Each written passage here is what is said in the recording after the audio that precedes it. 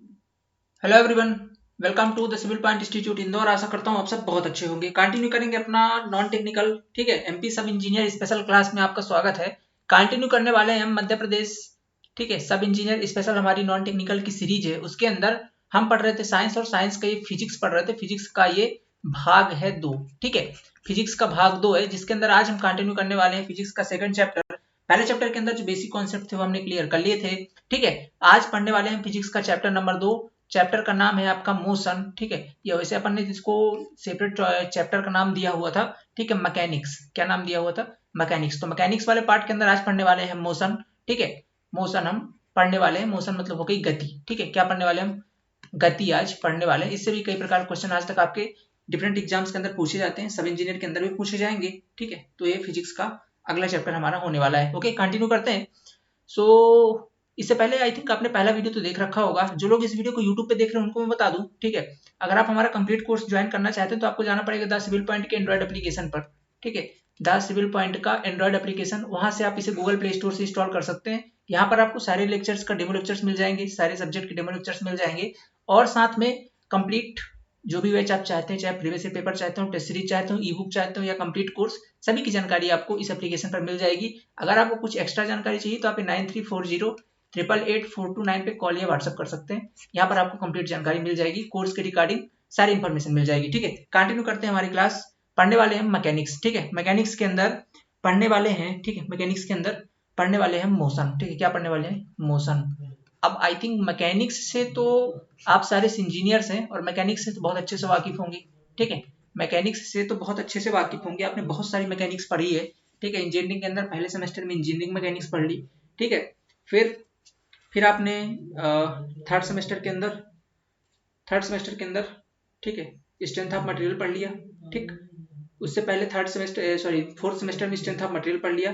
Third semester के अंदर आपने थर्ड सेमेस्टर के अंदर आपने फ्लूइड मैकेनिक्स पढ़ ली, ठीक है। तो ऐसे करके आपने काफी सारी मैकेनिक्स पढ़ी हुई है, ठीक है। मैकेनिक्स से आपका अच्छा नाता रहा है, ठीक है। तो उसी के अंदर आज अपन कंटिन्यू करने वाले हैं मोशन। मैकेनिक्स क्या होती है, आई थिंक अभी चीजें आप समझ पा रहे होंगे, ठीक है, क्योंकि चैप्टर का नाम है, समझना जरूरी है। मैकेनिक्स मतलब क्या होता है, ठीक है, ये बात आप समझ रहे होंगे। देखिए, मैकेनिक्स का मतलब सिंपल सा है कि मान लीजिए कोई बॉडी है, ठीक है।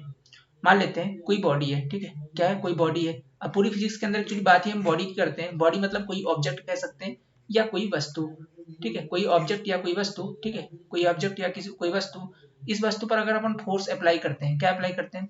फोर्स अप्लाई करते हैं, तो ड्यू टू दिस फोर्स, इस फोर्स के कारण, ठीक है, ड्यू टू दिस फोर्स, इस फोर्स के कारण इस ऑब्जेक्ट में क्या परिवर्तन हो सकता है, ठीक है। इस ऑब्जेक्ट में, जो आपका ऑब्जेक्ट वस्तु, इसमें क्या चेंज आ सकता है, ठीक है। वही चीज अपन पढ़ते हैं मैकेनिक्स के अंदर, ठीक है। अब इसके अंदर दो चीजें हो सकती हैं, दो चीजें हो सकती हैं। अगर आपकी ये जो बॉडी ली है, इसको अपन वैसे जनरली ऑब्जेक्ट को बॉडी बोलते हैं, फिजिक्स में तो ऑब्जेक्ट बोलेंगे, इंजीनियरिंग हम इसको बॉडी बोलते हैं। तो ये जो बॉडी है, अगर ये बॉडी दो तरीके की हो सकती है आपकी। पहली बॉडी हो सकती है आपकी ये आपकी डिफॉर्मेबल बॉडी हो जाए, ठीक है। कैसी हो जाए? ये डिफॉर्मेबल बॉडी हो जाए। और दूसरी बॉडी हो सकती है आपकी कि ये बॉडी आपकी रिजिड हो जाए। क्या हो जाए? रिजिड बॉडी हो जाए, ठीक है। तो अगर डिफॉर्मेबल है, तो अगर आप इस पे फोर्स लगाएंगे, मान लीजिए ये बॉडी आपकी थोड़ी, इसमें कुछ टाइम के लिए मान लेता हूँ कि ये बॉडी आपकी कैसी है, ये वाली कंडीशन, पहला वाला मतलब डिफॉर्मेबल है, ठीक है। कैसी है आपकी बॉडी? आपकी डिफॉर्मेबल है। तो क्या होगा भाई साहब? डिफॉर्मेबल है तो बॉडी के अंदर क्या आएगा? डिफॉर्मेशन आएगा। डिफॉर्मेशन किस लेवल पर आएगा, ठीक है, मान लो ये कंडीशन है, ठीक है। तो डिफॉर्मेशन किस लेवल पर आएगा? इसके शेप साइज पर, इसके डायमेंशन पर, ठीक है, इसके डायमेंशन पर, मतलब इसके डायमेंशन में चेंज हो जाएगा।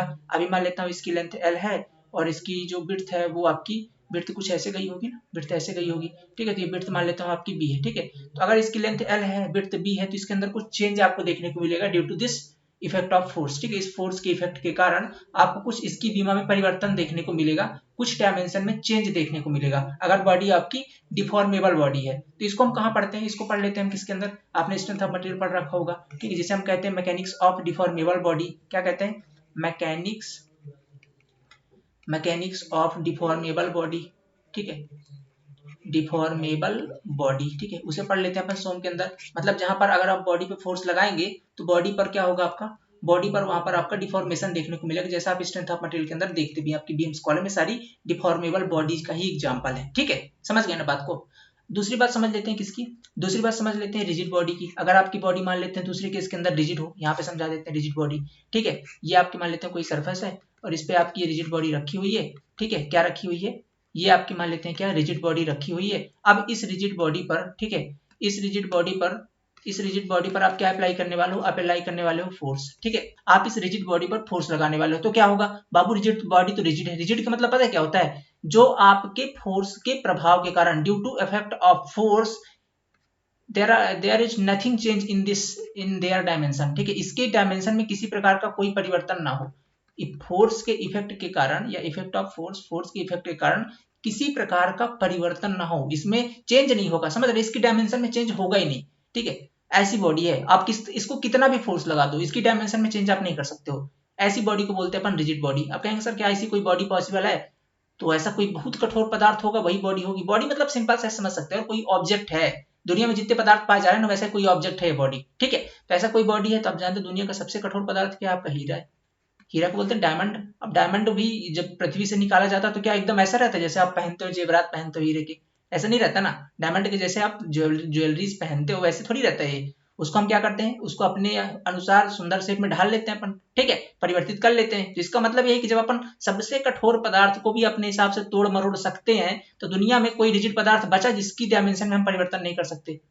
ऐसा कोई बचा क्या? बोले नहीं बचा यार। कहने का मतलब ये है कि ये रिजिड बॉडी प्रैक्टिकली, ठीक है, प्रैक्टिकली एग्जिस्ट नहीं करती है, ठीक है, ये रिजिड बॉडी प्रैक्टिकली एग्जिस्ट नहीं करती है। तो फिर ये एक जस्ट कॉन्सेप्ट होता है, ठीक है। तो अगर आप इसके अंदर मान लेते हैं कॉन्सेप्ट भी है, तो इस रिजिड बॉडी के अंदर अगर आप फोर्स लगाओगे तो क्या होगा, ये अपनी जगह से, अब डिफॉर्मेशन तो होगा नहीं, तो क्या हो जाएगा, डिस्प्लेसमेंट हो जाएगा। ये यहाँ से उठ करके यहाँ पे खिसक जाएगी, यहाँ पे कुछ ऐसे खिसक गई, ठीक है। तो ये इतना क्या आ गया इसके अंदर, ये इसके अंदर आ गया आपका डिस्प्लेसमेंट।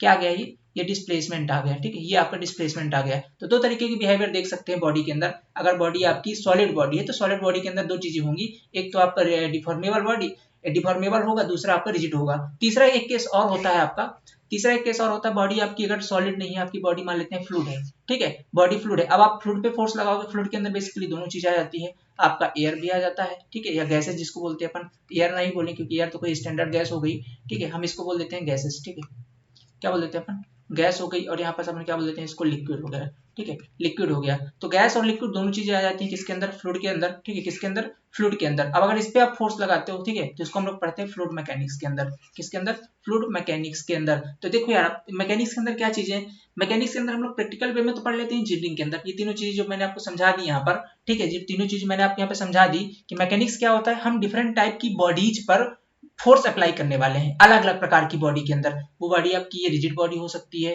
मतलब सॉलिड बॉडी हो सकती है, सॉलिड के अंदर भी दो चीजें अपन ने पढ़ ली, एक तो डिफॉर्मेबल बॉडी, दूसरी रिजिड बॉडी।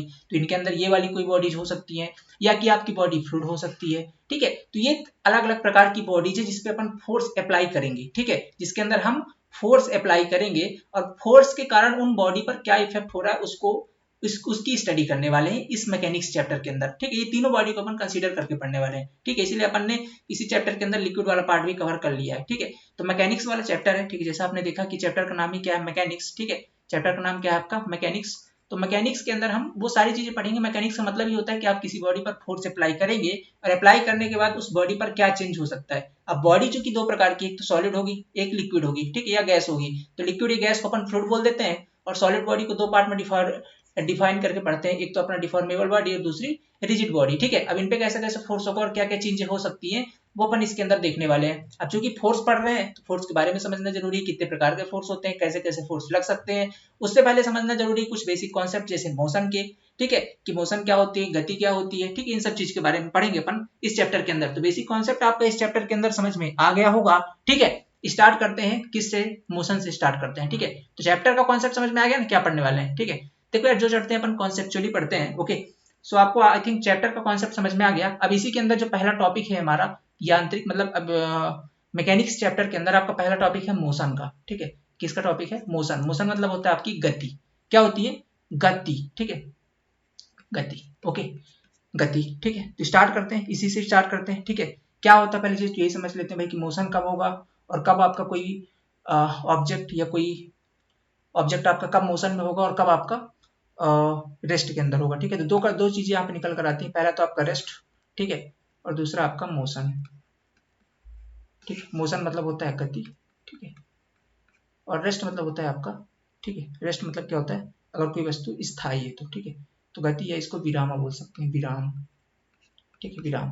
तो अगर कोई वस्तु विरामावस्था में है या कोई ऑब्जेक्ट बोलूंगा मैं यहाँ पे, ठीक है, ऑब्जेक्ट के रिस्पेक्ट में अपन समझेंगे चीजों को।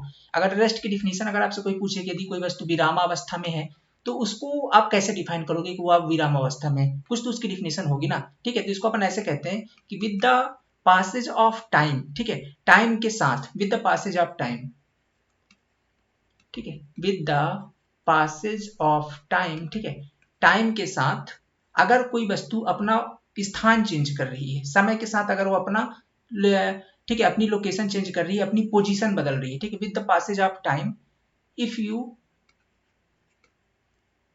ठीक है, if you not change your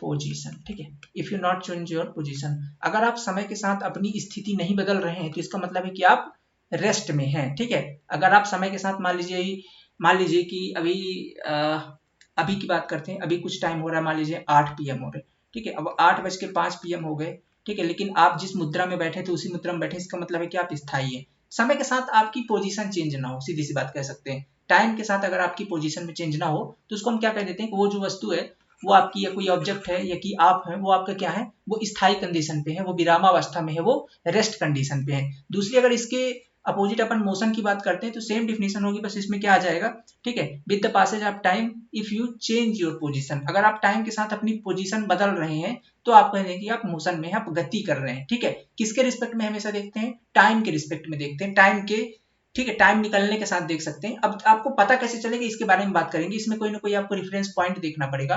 ठीक है, ठीक है, कोई ना कोई आपको रेफरेंस पॉइंट देखना पड़ेगा। तो ऐसे देख लेते हैं, जैसे इसकी डिफिनेशन क्या होगी, with the passage of time, ठीक है,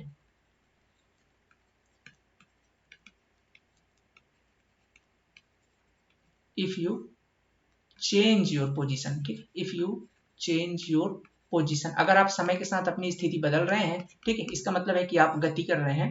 ठीक है, अगर आप समय के साथ अपनी स्थिति नहीं बदल रहे हैं इसका मतलब है कि आप रेस्ट में हैं, आप विरामावस्था में हैं। सिंपल सी डिफिनेशन है। ठीक है, अब देखिएगा एक ही समय पर क्या वस्तु, जैसे अब देखिए आप बदल रहे हैं अपनी स्थिति, नहीं बदल रहे हैं टाइम के साथ, ठीक है, टाइम तो चल रहा है अपने हिसाब से, टाइम के साथ आप अपनी लोकेशन या सॉरी अपनी पोजीशन चेंज कर रहे हैं कि नहीं कर रहे हैं, ये आप कहां से देखेंगे, ये आपको कैसे पता चलेगा, कोई ना कोई एक रेफरेंस पॉइंट चाहिए आपको। ठीक है, कोई ना कोई आपको एक रेफरेंस पॉइंट चाहिए। ठीक है, तो जिस रेफरेंस पॉइंट, ये चूंकि अब आप गति कर रहे हैं नहीं कर रहे हैं आपको कैसे पता चलेगा, ये डिपेंड करता है आपके रेफरेंस पॉइंट पर। ठीक है, किस पर डिपेंड करता है, आपके रेफरेंस पॉइंट पर। ठीक है,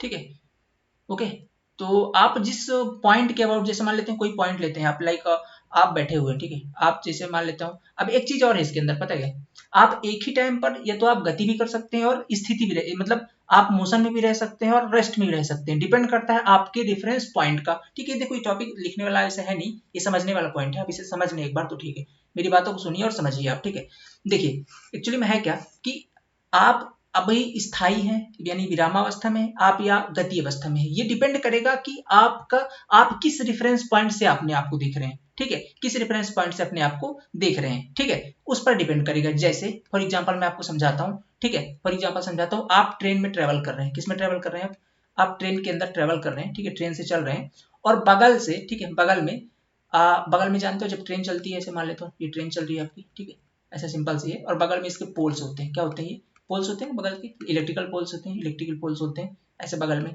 तो अगर आप ट्रेन के अंदर है, आप कहाँ पे हैं, आप ट्रेन के अंदर हैं और आप ये देखते हैं, अपने आप को देखते हैं, तो आप अगर अपना रेफरेंस पॉइंट इन पोल्स को बनाते हैं, किनको आप किसके रिस्पेक्ट में देखने हैं अपने आप को, इन पोल्स के रिस्पेक्ट में देखते हैं, किनके रिस्पेक्ट में, इन पोल्स के रिस्पेक्ट में, तो आप क्या कर रहे हैं, तो आप मोशन में हैं। ठीक है, तो आप क्या कर रहे हैं, तो आप गति कर रहे हैं भाई, देख रहे हैं पोल्स निकल रहे हैं, मतलब एक पोल आया दूसरा पोल आया, ट्रेन ऐसे चलती जा रही है, तो आप इन पोल्स को अगर रेफरेंस पॉइंट माने तो इसका मतलब चूंकि पोल्स स्थायी है ना, ये थोड़ी दौड़ रहे हैं। ठीक है, ये रेफरेंस पॉइंट हमेशा कोई स्टेबल पॉइंट ही माना जाता है, जिसके रेफरेंस में आप क्या कर रहे हैं, आप मोशन कर रहे हैं। ठीक है, बेस टाइम देखा, इस रेफरेंस पॉइंट के अकॉर्डिंग आप मोशन कर गए, आप अपना इस लोकेशन चेंज कर गए। ठीक है, तो इसका मतलब है कि आप अगर अपना रेफरेंस पॉइंट इन पोल्स, ये जो पोल बने हुए ना, अगर इन पोल को मानते हैं तो आप उनके हिसाब से आप गति कर रहे हैं। ठीक है, ये तो पहली कंडीशन हो गई रेफरेंस पॉइंट के अकॉर्डिंग। दूसरी चीज अगर मैं बात करता हूं, दूसरा, अगर आप ट्रेन के अंदर ट्रेवल कर रहे हैं, ठीक है, आप ट्रेन के अंदर ट्रेवल कर रहे हैं और आपको देखना है कि आप गति में है कि नहीं है, तो आप गति में थे किसके रेफरेंस पॉइंट के अकॉर्डिंग, पोल्स के अकॉर्डिंग, ठीक है। जब आपने पोल के अकॉर्डिंग देखा तब तो आप मोशन कर रहे थे, ठीक है, आप मोशन में थे। लेकिन अगर आप अब ट्रेन के अंदर बैठे हैं और आप अंदर ट्रेन के अंदर कोई चीज देखते हैं, ठीक है, ट्रेन के अंदर किसी रिस्पेक्टिव चीज के बारे में देखते हैं, जैसे आप ट्रेन के अंदर बैठे हैं और ट्रेन का फर्नीचर कोई ले लीजिए, या ट्रेन को ही देख लीजिए, ठीक है, ट्रेन के रिस्पेक्ट में देख लीजिए, तो क्या आप गति कर रहे हैं? तब तो आप मोशन में हो गए, ठीक है, क्योंकि इस बार आपने किसको अपना रेफरेंस पॉइंट मान लिया? ट्रेन को मान लिया, ठीक है। इस बार आपने किसको मान लिया? ट्रेन को मान लिया, या ट्रेन के अंदर कोई फर्नीचर, कोई कुर्सी मान लिया, उसके रिस्पेक्ट में अपने आप को देख रहे हैं, ठीक है। तो क्या आप इस बार मूव कर रहे हैं? नहीं कर रहे हैं, फिर तो आप स्थायी, क्योंकि आपकी तो लोकेशन चेंज नहीं हो रही भाई साहब, मूव तो ट्रेन कर रही है, आप तो स्थायी है ना। क्या बदला? क्या यहाँ पे बदल गया? Reference point. पिछली बार आपने रेफरेंस पॉइंट पोल्स को लिया था तो आपकी लोकेशन चेंज हो रही थी, यहाँ पास आपने रेफरेंस पॉइंट किसको ले लिया? ट्रेन को ही ले लिया, जिसपे आप सवार हैं, उसके किसी भी पॉइंट को ले लिया, तो उसके अकॉर्डिंग आपकी जो लोकेशन है वो फिक्स है। तो एक ही टाइम पर आप स्थायी रेस्ट में भी हो सकते हैं, एक ही टाइम पर आप मोशन में भी हो सकते हैं, डिपेंड करता है किस पर? रेफरेंस पॉइंट का, ठीक है। फर्क किसका पड़ता है? ओनली रेफरेंस पॉइंट का, ठीक है, रेफरेंस पॉइंट का, ठीक है, रेफरेंस पॉइंट का। इस तरीके से आप समझ गए, आई थिंक आप ट्रेन में ट्रेवल कर रहे हैं, समझ गए ना, कि अगर आप रेफरेंस पॉइंट के अकॉर्डिंग अपने आप को देखते हैं, टाइम के साथ रेफरेंस पॉइंट के अबाउट, ठीक है, तो जिसके अबाउट देखते हैं आप, जिस पॉइंट के अबाउट, उसे रेफरेंस पॉइंट कहते हैं। आप गति में हैं या आप विरामावस्था में, इसका सबसे मुख्य रोल है आपके रेफरेंस पॉइंट का, ठीक है। आप दोनों भी एक साथ ही एक ही टाइम पर दोनों हो सकते हैं, फर्क पड़ता है किसका? रेफरेंस पॉइंट का। तो आई थिंक आपको मोशन और रेस्ट वाली चीजें तो क्लियर हो चुकी हैं, कब आप मोशन में होंगे, कब आप रेस्ट में होंगे। पर अगर बेसिक डिफिनेशन पूछी जाए तो अगर आप टाइम के साथ अपनी स्थिति बदल रहे हैं तो बहुत बढ़िया बात है, सॉरी बढ़िया बात नहीं, अगर आप टाइम के साथ अपनी पोजीशन चेंज कर रहे हैं तो इसका मतलब है कि आप मोशन में हैं, आप गति कर रहे हैं। अगर आप नहीं कर रहे हैं तो इसका मतलब ये है कि आप स्थायी हैं, आप स्टेबल हैं, ठीक है। क्लियर दूरी क्लियर होगी बात यहाँ तक? कोई दिक्कत नहीं, ठीक। अगले पॉइंट पे चलते हैं। ये तो पहला एक बेसिक था, ठीक है। अब दूसरी बात कर लेते हैं डिस्टेंस की। दूसरा जो हमारा पॉइंट इसके अंदर रहने वाला है वो है आपका डिस्टेंस, ठीक है। अब ये आई थिंक यार ऐसी चीजें, इनको मैं थोड़ा फास्ट फॉरवर्ड कवर कर रहा हूँ, पता है मेरे को। रीजन पता है क्या है? रीजन ये है कि अपने कई बारी चीजें पढ़ी हुई, बस एक बार आपकी आंखों के सामने से गुजारना है, दैट्स इट, ठीक है। दूरी कहते हैं इसे, ठीक है। क्या होती है? Total path length covered by your object, ठीक है, ऐसे कह सकते हैं अपन, टोटल पाथ लेंथ कवर्ड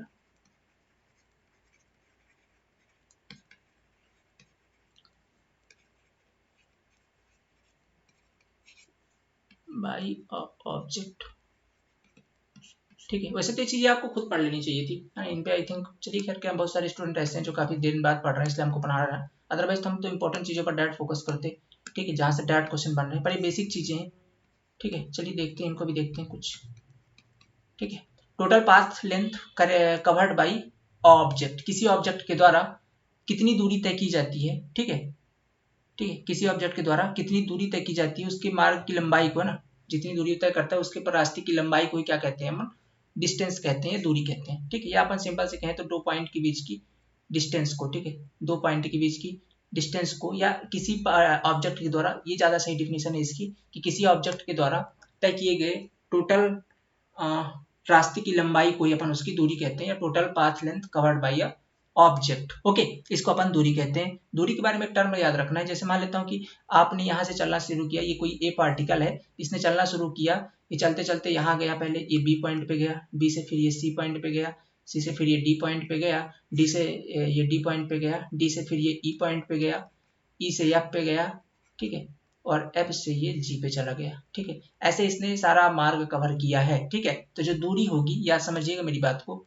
ठीक है, जो दूरी होगी वो क्या होगी? ए से बी तक का मेजर कर लीजिए, ठीक है, बी से फिर सी तक का मेजर करिए, ठीक है, बी से रास्ते की लंबाई नापनी है ना, तो ए से बी तक जाइए, ए से फिर ए से बी है ना ये, ठीक है, ए से बी जाइए, बी से सी जाइए, सी से डी जाइए, मतलब इनके सारे रास्ते की लंबाई को मेजर कर लीजिए, ठीक है, मेजर कर लीजिए, ओडोमीटर लगा दीजिए इनकी, सीधी सी बात है, ठीक है। तो वो सारा कुछ मेजर कर लेंगे, ओके। ओडोमीटर जानते हो ना आप लोग, आपकी गाड़ी के आगे लगा रहता है, वही बताता है कितने किलोमीटर आप चल गए, सीधी सी बात है, ओडोमीटर लगाकर नाप लीजिए कितने किलोमीटर का रास्ता तय किया, ठीक है, कितने किलोमीटर का रास्ता तय किया। तो ए बी सी डी ई, और इसके बाद कहाँ पे गया? ये एफ से लेकर के जी के बीच में। तो ये जिसने जितना रास्ता तय किया, ये इसकी डिस्टेंस कहलाएगी, क्या कहलाएगी?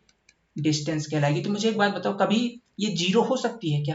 बाबू अगर जीरो होती तो उसने फिर दूरी ही कहाँ तय की? जीरो मतलब ए से चलना शुरू किया ना इसने, तो ए से अगर जीरो है तो इसका मतलब इसे चला ही नहीं, ठीक है, क्योंकि इधर चल रहा मतलब वैल्यू बढ़ रही है, तो ऐसे तो चला ही नहीं, चला नहीं तो मतलब फिर दूरी कहाँ से हुई?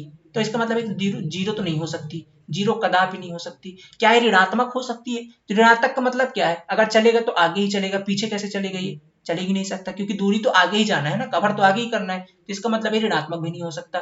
तो मुद्दे की बात ये है कि दूरी ना तो ऋणात्मक होगी ना कभी जीरो होगी, ठीक है।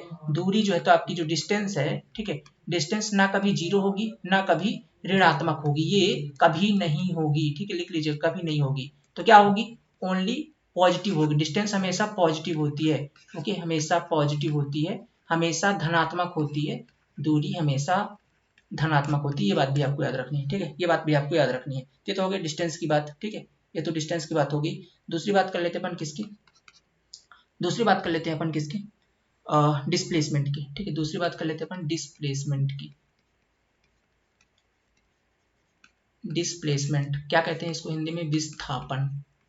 क्या कहते हैं, विस्थापन। अभी विस्थापन क्या चीज है, देखो विस्थापन क्या चीज होती है, बहुत आसान है, सबने पढ़ रखा है आई थिंक वैसे तो।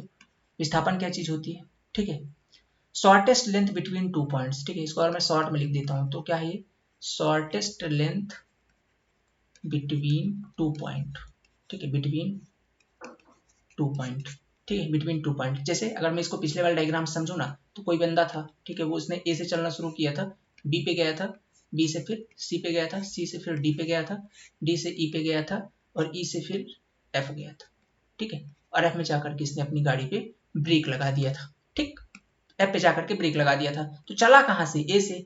चलते चलते अगर दूरी होती तो क्या करते, दूरी होती तो सिंपल से इसके गाड़ी का मीटर देख लेते, साहब ये कितने किलोमीटर चल के आया है, ठीक है, A B C D E F, ठीक है, कहाँ पे पहुंचा, इसका फाइनल पॉइंट क्या है, एफ। लेकिन अगर वो विस्थापन होता तो लोग दिमाग लगाते यहाँ पे कि यार विस्थापन के अंदर प्रारंभिक बिंदु यानी कि जो ये फर्स्ट पॉइंट जहां से इसने चलना शुरू किया था, इनिशियल पॉइंट, और जहां पे जाके रुका है यानी कि फाइनल पॉइंट, इनके बीच की जो शॉर्टेस्ट डिस्टेंस है उसे मेजर कर लो, दैट्स इट।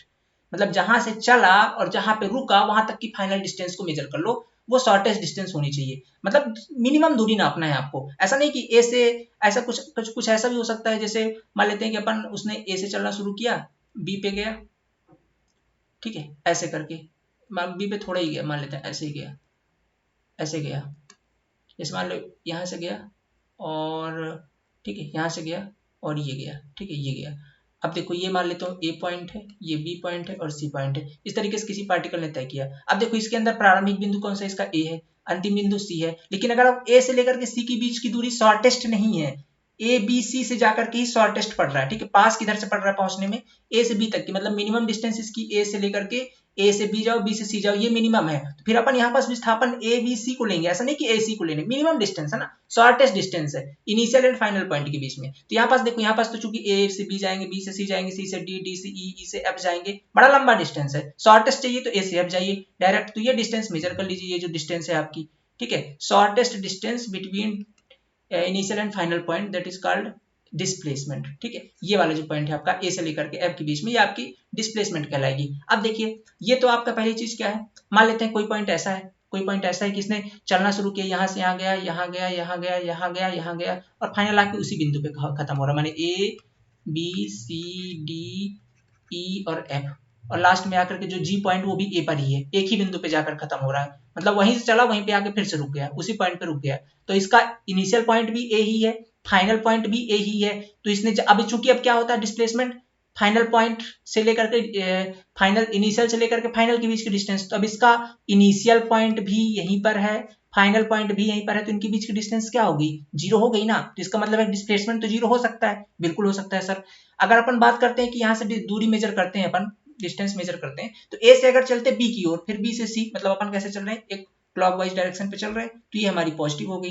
बट यहाँ पे हमने क्या किया, हमको तो विस्थापन चाहिए था, मतलब हमको मिनिमम डिस्टेंस चाहिए थी, तो हमने इस बार पलटी मार ली, हमने ए से एफ की ओर चलना, मैंने एंटी क्लॉकवाइज चलना शुरू कर दिया, तो ये निगेटिव हो गई ना, फिर बात बिगड़ गई कि नहीं बिगड़ी, तो निगेटिव हो गई, ठीक है, निगेटिव हो गई। और दूसरे देखो यहाँ पास तीसरे केस के अंदर देखो, यहाँ पे हमने ए से चला, बी में गए, और बी से मतलब यहाँ पे हम क्लॉकवाइज जा रहे हैं, क्योंकि मिनिमम डिस्टेंस हमारी ए बी सी को कवर कर रही है, तो यहाँ पास हम पॉजिटिव डायरेक्शन पे गए। तो कुल मिला के बात इतनी है ना कि डिस्प्लेसमेंट आपका पॉजिटिव, निगेटिव और जीरो तीनों हो सकता है, कोई दिक्कत नहीं, तीनों हो सकता है, लेकिन डिस्टेंस आपकी distance only negative, only positive होगी, हमेशा दूरी धनात्मक होगी, पर विस्थापन आपका धनात्मक, ऋणात्मक या जीरो कुछ भी हो सकता है, चीजें क्लियर है, ठीक है। ये होता है आपका डिस्प्लेसमेंट की बात हो गई, ठीक है।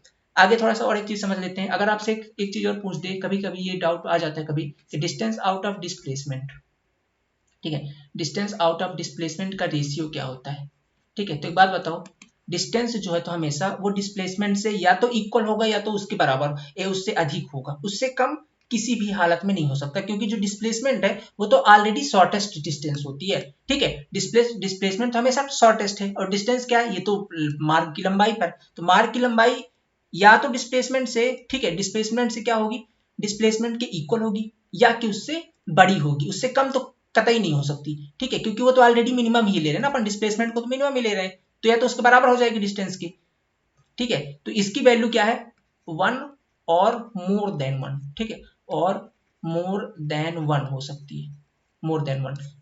कभी ये एक से कम नहीं होगी इनका रेशियो, क्योंकि ऊपर वाला देख रहे हो, ऊपर वाला हमेशा नहीं समझ रहे हो आप लोग, चलो यहाँ पे थोड़ा समझा देता हूँ मैं।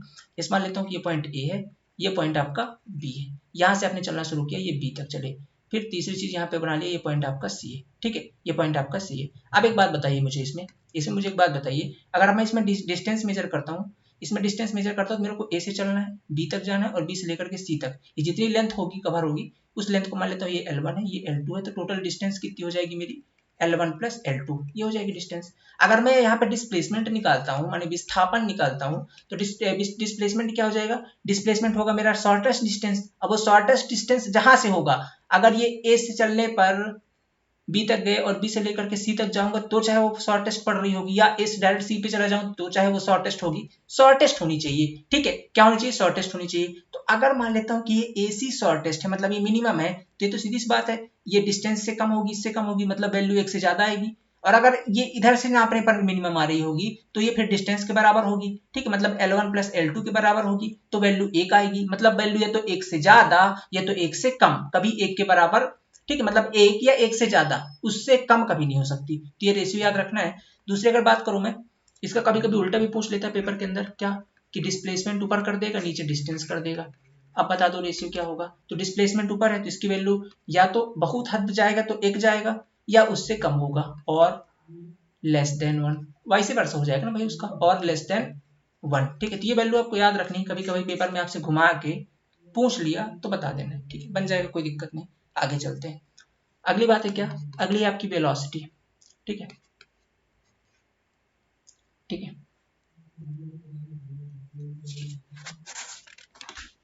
ओके।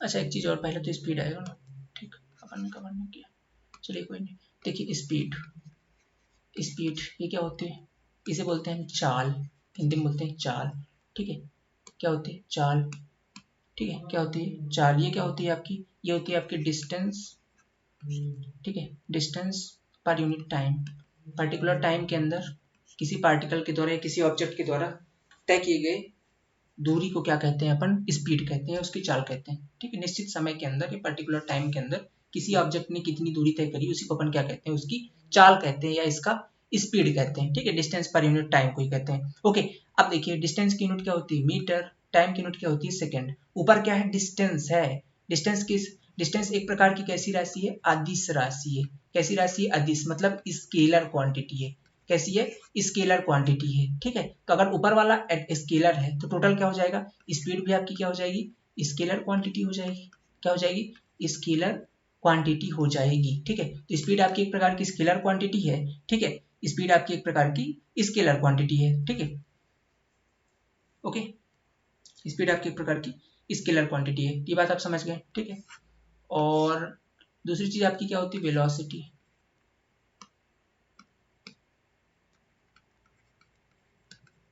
वेलोसिटी, इनको जो लोग पढ़ चुके हैं ना, देखो आप लोग ना अपना टाइम जाया ना करें, इसे आप डबल स्पीड पे देखें, ठीक है, अपन तो बोल रहे हैं इनको आप डबल स्पीड पे देखें, ठीक है, ये सब बेसिक कॉन्सेप्ट आपने पढ़े हुए हैं, अगर कॉन्सेप्ट क्लियर नहीं तो फिर देख सकते हो, अदरवाइज आप इनको डबल स्पीड पे देखो, ठीक है, आ जाएगा समझ में। वेलोसिटी क्या होती है, वेलोसिटी होती है सिंपल सा आपका डिस्प्लेसमेंट आउट ऑफ टाइम, ठीक है, क्या होती है आपका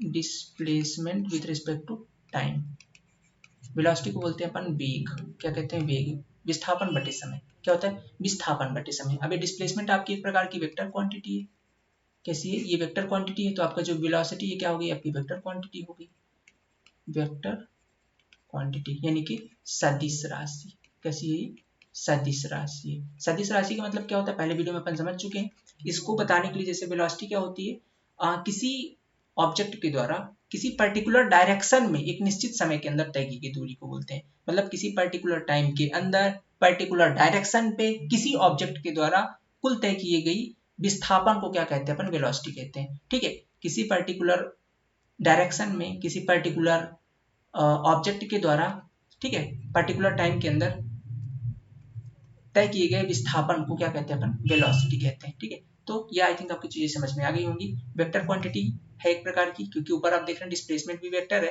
तो ये भी आपका क्या होगा, वेक्टर क्वांटिटी होगी। ओके, तो सदिश राशि एक प्रकार की, एक प्रकार की ऐसी राशि है, सदिश राशि है। इसको लिए आपको दिशा बतानी पड़ेगी। अगर आप वेग बता रहे हैं तो वेग का मतलब है कि पर्टिकुलर किसी दिशा में चलना है। ठीक है, पर्टिकुलर किसी दिशा की जरूरत पड़ेगी। अगर आप स्पीड बता रहे हैं तो इस मतलब ये नहीं कहीं भी दूरी चले जाओ।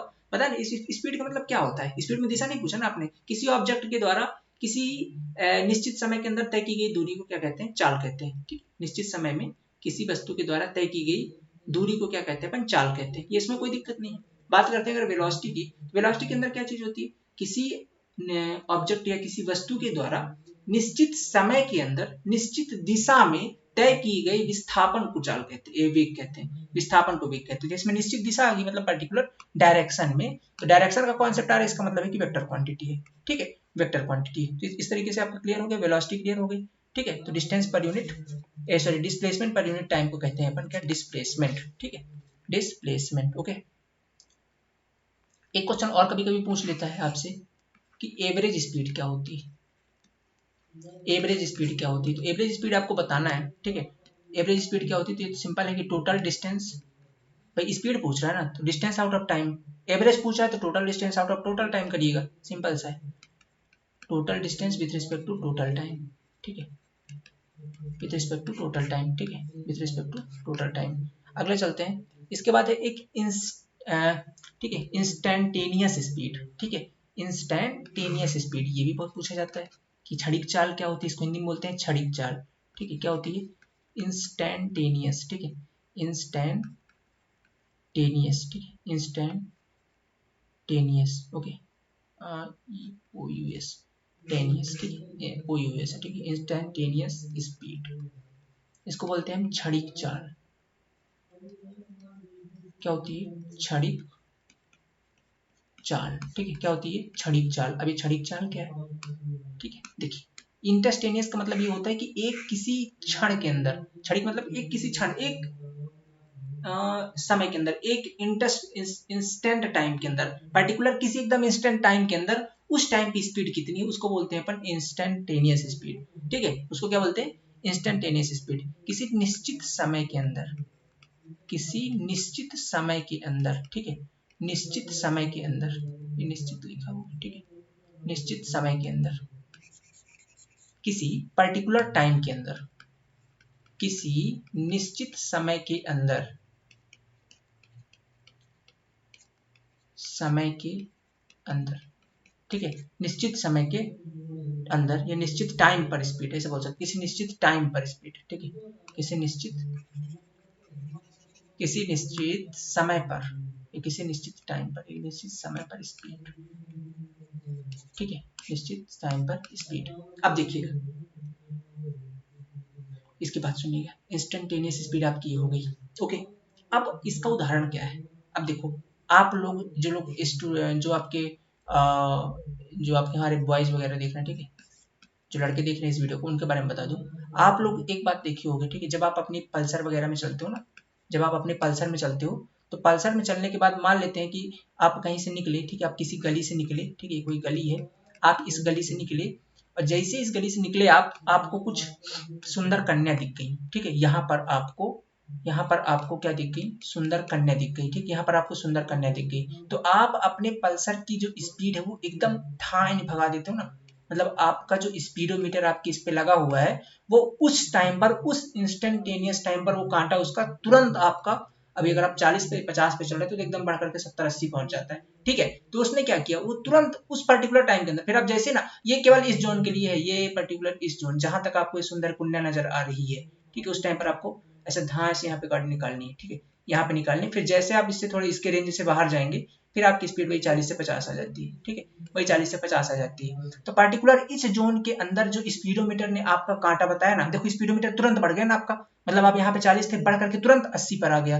तो उसने क्या किया, इंस्टेंट टाइम के अंदर, ये मुश्किल से कितने सेकंड का टाइम, 5 सेकंड, एटलीस्ट 4 से 5 सेकंड लगते होंगे इस टाइम पर। इस टाइम के अंदर जो पर्टिकुलर आपकी स्पीड थी इस टाइम के अंदर, वही उसका क्या कहलाता है, इंस्टेंटेनियस स्पीड। एक किसी क्षणिक समय के अंदर जो स्पीड है उसे क्या बोलते हैं अपन, इंस्टेंटेनियस स्पीड, ठीक है, इंस्टेंटेनियस स्पीड। आगे बात क्लियर ना, कोई दिक्कत नहीं, आई थिंक समझ में तो आ गया होगा, है ना, उदाहरण जैसा दिया वैसे, ठीक है। तो मतलब ये है कि जो स्पीडोमीटर बताता है ना, वो पर्टिकुलर किस टाइम का ही बताता है, ठीक है, पर्टिकुलर किसी टाइम का ही बताता है, ठीक है। तो आप किसी भी पर्टिकुलर, मैंने तो यहाँ पे ऐसा नहीं बताया कि आपको हर जगह यही पे यही उदाहरण जाकर के लगाना है, किसी भी टाइम के अंदर आप देख सकते हो, किसी पर्टिकुलर टाइम पर अपना आप देख सकते हो कि आपकी स्पीड क्या, वही उसकी क्षणिक चाल कहलाएगी, ठीक है, वही उसकी क्या कहलाएगी, इंस्टेंटेनियस स्पीड कहलाएगी, ठीक है, इंस्टेंटेनियस स्पीड। ओके, तो आई थिंक चीजें क्लियर है, समझ में आ गई क्या होती है।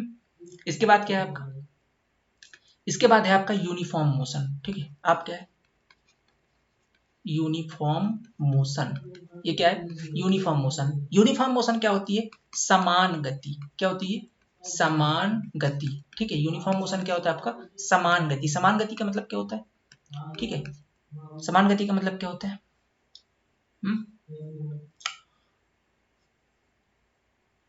इक्वल डिस्टेंस, ठीक है, equal distance travel in equal time, equal time, equal time के अंदर मतलब बराबर समय में अगर कोई वस्तु बराबर दूरी तय करती है, बराबर समय बराबर दूरी का मतलब क्या है, जैसे एक ग्राफ से समझाता हूँ, ठीक है, एक ग्राफ से समझाता हूँ। जैसे मान लेता हूँ कि यहाँ से लेकर के 0 था, यहाँ से समय स्टार्ट होता है, यहाँ पर पहुंचते पहुंचते 1 घंटे हो गए, तो आपने कितनी दूरी तय कर ली, आपने 10 किलोमीटर की दूरी तय कर ली। अगले, अब 10 तो नहीं करोगे, मान लो 20-30 पर, मैं एग्जांपल समझा रहा हूँ। एक से लेकर के दूसरा घंटा हो गया, माने इस घंटे का भी, यहाँ भी आपने 10 किलोमीटर तय करी। फिर अगला तीसरा आ गया, तीसरा आर आ गया, ये आपका क्या हो गया, यहाँ भी आपने 10 किलोमीटर, मतलब ये चौथा आवर हो गया, यहाँ भी आपने 10 किलोमीटर। तो इस तरीके से 5वां घंटा हो गया, यहाँ भी आपने 10 किलोमीटर, ठीक है। तो इस तरीके से आपने हर घंटे मतलब इक्वल समय के अंदर, देख लो यहाँ से एक अंतर कितना है, 1 ही घंटे का है, और आपके द्वारा तय की दूरी भी 10 किलोमीटर है। अगला अंतर भी कितने का है, 1 आवर का है, ठीक है, 1 आवर्स का अंतर है, यहाँ भी आपने 10 किलोमीटर, यहाँ देख रहे हो 1 आवर का अंतर है, यहाँ भी आपने 10 किलोमीटर की दूरी तय करी। तो मतलब आपने इक्वल समय के अंदर इक्वल डिस्टेंस आप तय कर रहे हैं, तो इस प्रकार की दूरी को हम बोलते हैं यूनिफॉर्म मोशन, ठीक है। मतलब आपकी वेलोसिटी क्या है, सॉरी आपकी जो आप दूरी तय करने की स्पीड है वो क्या है, यूनिफॉर्म है, ठीक है, क्या है, यूनिफॉर्म है। इसे अपन कहते हैं क्या, यूनिफॉर्म मोशन, ठीक है। कभी कोई क्वेश्चन पूछ लेता है कि यूनिफॉर्म मोशन क्या है, तो आप इसे बता पाएंगे, कोई दिक्कत नहीं, ठीक है। ये होता है आपका यूनिफॉर्म मोशन। अगला है आपका नॉन यूनिफॉर्म मोशन, तो इसका वाइस वर्सा, अगर आप इक्वल टाइम पे इक्वल दूरी तय नहीं कर रहे हैं, जैसे कि मैंने बताया ना, अभी तो आप 40-50 की स्पीड से चल रहे थे, सामने आपको सुंदर करने दिखी, आप अपनी स्पीड बढ़ा दी, मतलब आपका एवरेज बिगड़ गया। अब आप 1 घंटे के अंदर अपनी स्पीड बढ़ा दी ना, तो 10 की जगह 15 तय करने लग जाएंगी, ठीक है। तो ये होती है आपकी कौन सी, अनयूनिफॉर्म मोशन, ठीक है, नॉन यूनिफॉर्म मोशन, क्या बोलते हैं इसको, नॉन यूनिफॉर्म मोशन, ठीक है, क्या बोलते हैं उसको अपन, non uniform motion. Non uniform motion का मतलब क्या है, असमान गति, क्या कहते हैं इसे अपन, असमान गति। असमान गति का मतलब क्या है, असमान, यार अगर ना आप मेरी राइटिंग से आप मत करना, क्योंकि मेरी राइटिंग एक्चुअली ऐसी ही आती है, ठीक है, मेरी राइटिंग ज्यादा आती नहीं है, तो आप इस पे ना, आपको बस समझना है, दैट्स इट, ठीक है, वो उस पर आप मत जाइएगा। नॉन यूनिफॉर्म मोशन क्या होता है, असमान गति, ठीक है। असमान गति का मतलब क्या है, unequal distance in equal time, ठीक है, टाइम इक्वल है आपका, 1-1 घंटे का नोट फिक्स है, बट अब यहाँ पे कहीं पे 10 तय कर लिया, अगली बार 15 कर लिया, 25 कर लिया, टाइम के साथ आप मतलब इक्वल टाइम के साथ आप इक्वल डिस्टेंस तय नहीं कर रहे हो, ठीक है। तो इसको क्या बोलते हैं अपन, unequal distance in equal time, ऐसे कह सकते हैं अपन इसको, unequal distance in equal time, ठीक है, unequal distance in equal time, इसको क्या कहेंगे अपन, नॉन यूनिफॉर्म मोशन, ठीक है, क्या कहेंगे, नॉन यूनिफॉर्म मोशन। ज्यादा डिफिनेशन ऑफिनेशन जानी, बस समझ के रखो इन चीजों की, ठीक है, इन चीजों से समझ रखो, दैट्स इट। क्योंकि फिजिक्स अब पढ़ ही रहे हैं तो थोड़ा समझ जरूरी है। क्वेश्चन जहाँ पे आएंगे मैं एकदम फोकस करके बताऊंगा, भाई सब क्वेश्चन यहीं से आ रहे, पढ़ो इसको, ठीक है। बट ये चूंकि कभी कभी इनसे पूछ लेता है, समझना जरूरी है। Unequal distance in equal time, क्या होता है अनइक्वल डिस्टेंस, समझ गए हो ना, कोई दिक्कत तो है नहीं। 0 से लेकर के अगर 1 घंटे के बीच में आपने 10 किलोमीटर तय किया है, तो अगले जो दूसरा घंटा होगा उसमें आप 15 तय कर लेते, यहाँ पे 10 था, यहाँ पे 15, बात बिगड़ गई ना, आपकी स्पीड बदल गई। तो मतलब आप इक्वल टाइम के अंदर, यहाँ से तो 1 घंटे के अंदर आपने सही तय किया था 10, अगले 1 घंटे के अंदर भी आपको 10 ही तय करना था, लेकिन आपने 15 कर लिया, इसका मतलब है कि आप नॉन यूनिफॉर्म मोशन के अंदर हैं, और इसी नॉन यूनिफॉर्म मोशन के अंदर ही आपका एक्सेलरेशन उत्पन्न होगा। क्या उत्पन्न होगा? एक्सेलरेशन। अब दिमाग तो लगाओ, एक्सेलरेशन क्या होता है? एक्सेलरेशन, एक्सेलरेशन क्या होता है आपका? एक्सेलरेशन क्या होता है आपका? एक्सेलरेशन होता है चेंज इन वेलोसिटी। ठीक है, क्या होता है? Rate of change of velocity, यही ना होता है भाई सब, rate of change of velocity. क्या होता है? Rate of change of velocity, यही होता है rate of change of velocity. अगर मान लेते हैं कि वेलोसिटी में चेंज ही नहीं हो रहा है, जैसे आप यहाँ पे वेलोसिटी, आप गति कर रहे हो, डिस्टेंस तय कर रहे हो, ठीक है, किसी पर्टिकुलर डायरेक्शन में तय करो तो उसको अपन वेलोसिटी बोल देते हैं, ठीक। तो अब जैसे मान लो आप दूरी तय कर रहे हो, ठीक है, आप दूरी तय कर रहे हो, तो आप चल रहे हो, अब आपकी वेलोसिटी एकदम इक्वल है, मतलब आपकी जो इनिशियल वेलोसिटी थी, अब भाई आप अगर बराबर दूरी तय करो, इसका मतलब कि आपकी वेलोसिटी सेम है, वेलोसिटी में आपका चेंज नहीं हो रहा ना, तब ना बराबर दूरी तय करो भैया। अगले 1 घंटे में भी आपने कितनी दूरी तय करी? 10 ही तय करी, मतलब आपकी स्पीड सेम थी। फिर अगली बार गए तो फिर भी आपकी जो वेलोसिटी थी वो सेम थी, फिर अगली बार गए तो फिर वेलोसिटी सेम थी। तो क्या जो आपकी इनिशियल वेलोसिटी थी वही आपकी यहाँ पहुंचते पहुंचते फाइनल वेलोसिटी रही होगी, क्योंकि आप डिस्टेंस बराबर कवर कर रहे हो, ठीक है। तो वेलोसिटी में आपका चेंज कहीं पे दिखा क्या? नहीं दिखा ना। तो इसका मतलब है कि जो आपका अब चूंकि रेट ऑफ चेंज ऑफ ये वेलोसिटी क्या होती है? आपकी एक्सेलरेशन होता है। मतलब क्या है कि final velocity minus initial velocity, V F को मैं फाइनल वेलोसिटी दिखा रहा हूँ, वी आई को मैं इनिशियल वेलोसिटी से, और विथ रिस्पेक्ट टू टाइम, ठीक है, विथ रिस्पेक्ट टू टाइम ऐसे बोल सकते हैं। या इसको ऐसा आपने पढ़ा होगा, v माइनस यू बटे का टी, यही पढ़ा ना। v को फाइनल वेलोसिटी बोलते हैं, u को इनिशियल वेलोसिटी, टी को आपको समय हो गया। अब बताओ एक बात, जो आपकी इनिशियल वेलोसिटी थी वही आपकी फाइनल वेलोसिटी है। मतलब अगर आपकी इनिशियल वेलोसिटी और फाइनल वेलोसिटी इक्वल है, मतलब v is equal to u, बराबर है, तभी तो बराबर दूरी तय कर रहे हैं। तो इसका मतलब है कि v माइनस बी, यू भी लिख सकता हूँ क्योंकि v और u इक्वल है, और t ये खत्म हो गया ना, त्वरण क्या हो गया? 0 हो गया।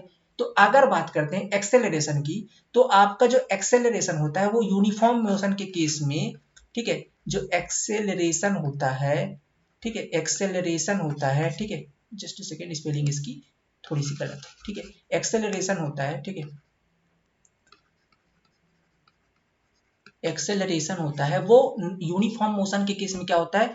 0 होता है। ये बात आपको याद रखना है, क्योंकि बाबू जब वेलोसिटी में चेंज ही नहीं होगा, क्योंकि वेलोसिटी सेम है तभी ना बराबर डिस्टेंस कवर कर रहे हैं, ठीक है। तो जब वेलोसिटी में आपका चेंज ही नहीं आएगा, तो इसका मतलब ये है कि यूनिफॉर्म मोशन के केस में आपका जो एक्सेलरेशन है वो क्या है? 0 आएगा, ठीक है। तो एक्सेलरेशन कहाँ पे आता है? एक्सेलरेशन आता है आपका नॉन यूनिफॉर्म पे। कैसे? देखो, यहाँ पे आपकी जो इनिशियल वेलोसिटी थी वो कुछ अधिक कम रही होगी, इसके बाद आपने अपनी वेलोसिटी को बढ़ाया होगा, अपनी स्पीड चाल को बढ़ाया होगा ना, मतलब जो भी आपका वेग है उसको आपने बढ़ाया होगा, तभी तो आप अगली बार 15 किलोमीटर तय कर पा रहे हैं। भाई साहब आप पहले 10 कर रहे थे, तो मान लेता हूँ उस टाइम पे आपकी स्पीड कुछ रही होगी, अगली बार आप 15 तय कर पा रहे हैं तो आपकी स्पीड कुछ बढ़ी होगी ना। मान लेते हैं पहले 10 किलोमीटर पर आवर आपकी स्पीड थी तो आपने 10 तय किया, अगली बार आपको 15 तय करना है तो अपनी स्पीड आपने 15 कर ली होगी, 15 किलोमीटर पर आवर, तब ना अपनी बढ़ गई। तो मतलब पहला फाइनल इनिशियल वेलोसिटी कितनी थी? 10 थी, फाइनल वेलोसिटी कितनी आपकी? 15 है, तो 15 में से 10 घटाएंगे तो 5 बचेगा, 5 में से समय कितना? 1 आवर।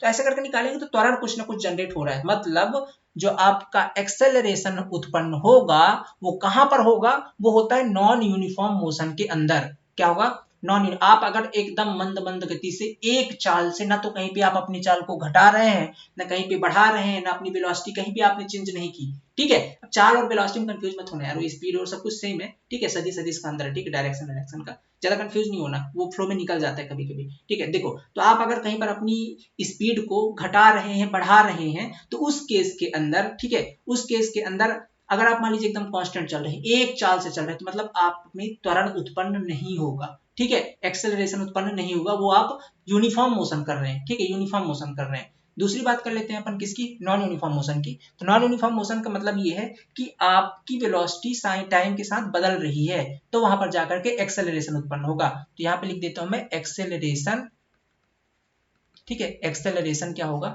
एक्सेलरेशन उत्पन्न होगा, ठीक है, त्वरण यहाँ पर उत्पन्न होगा। और जीरो कहाँ होगा?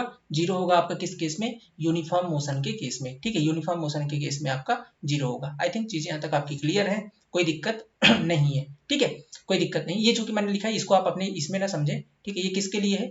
ये जो यहाँ पे जीरो आया है, ये जीरो किसके लिए आया है? यूनिफॉर्म मोशन के लिए आया है, ठीक है। आप इसको कंफ्यूज हो सकते हैं, पीडीएफ के अंदर मैं इसको इरेज कर देता हूँ, ठीक है।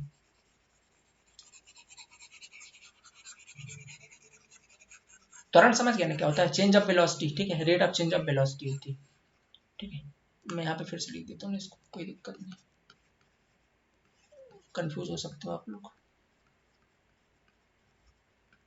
एक्सेलरेशन, ठीक है, एक्सेलरेशन क्या होता है आपका, rate of change of velocity.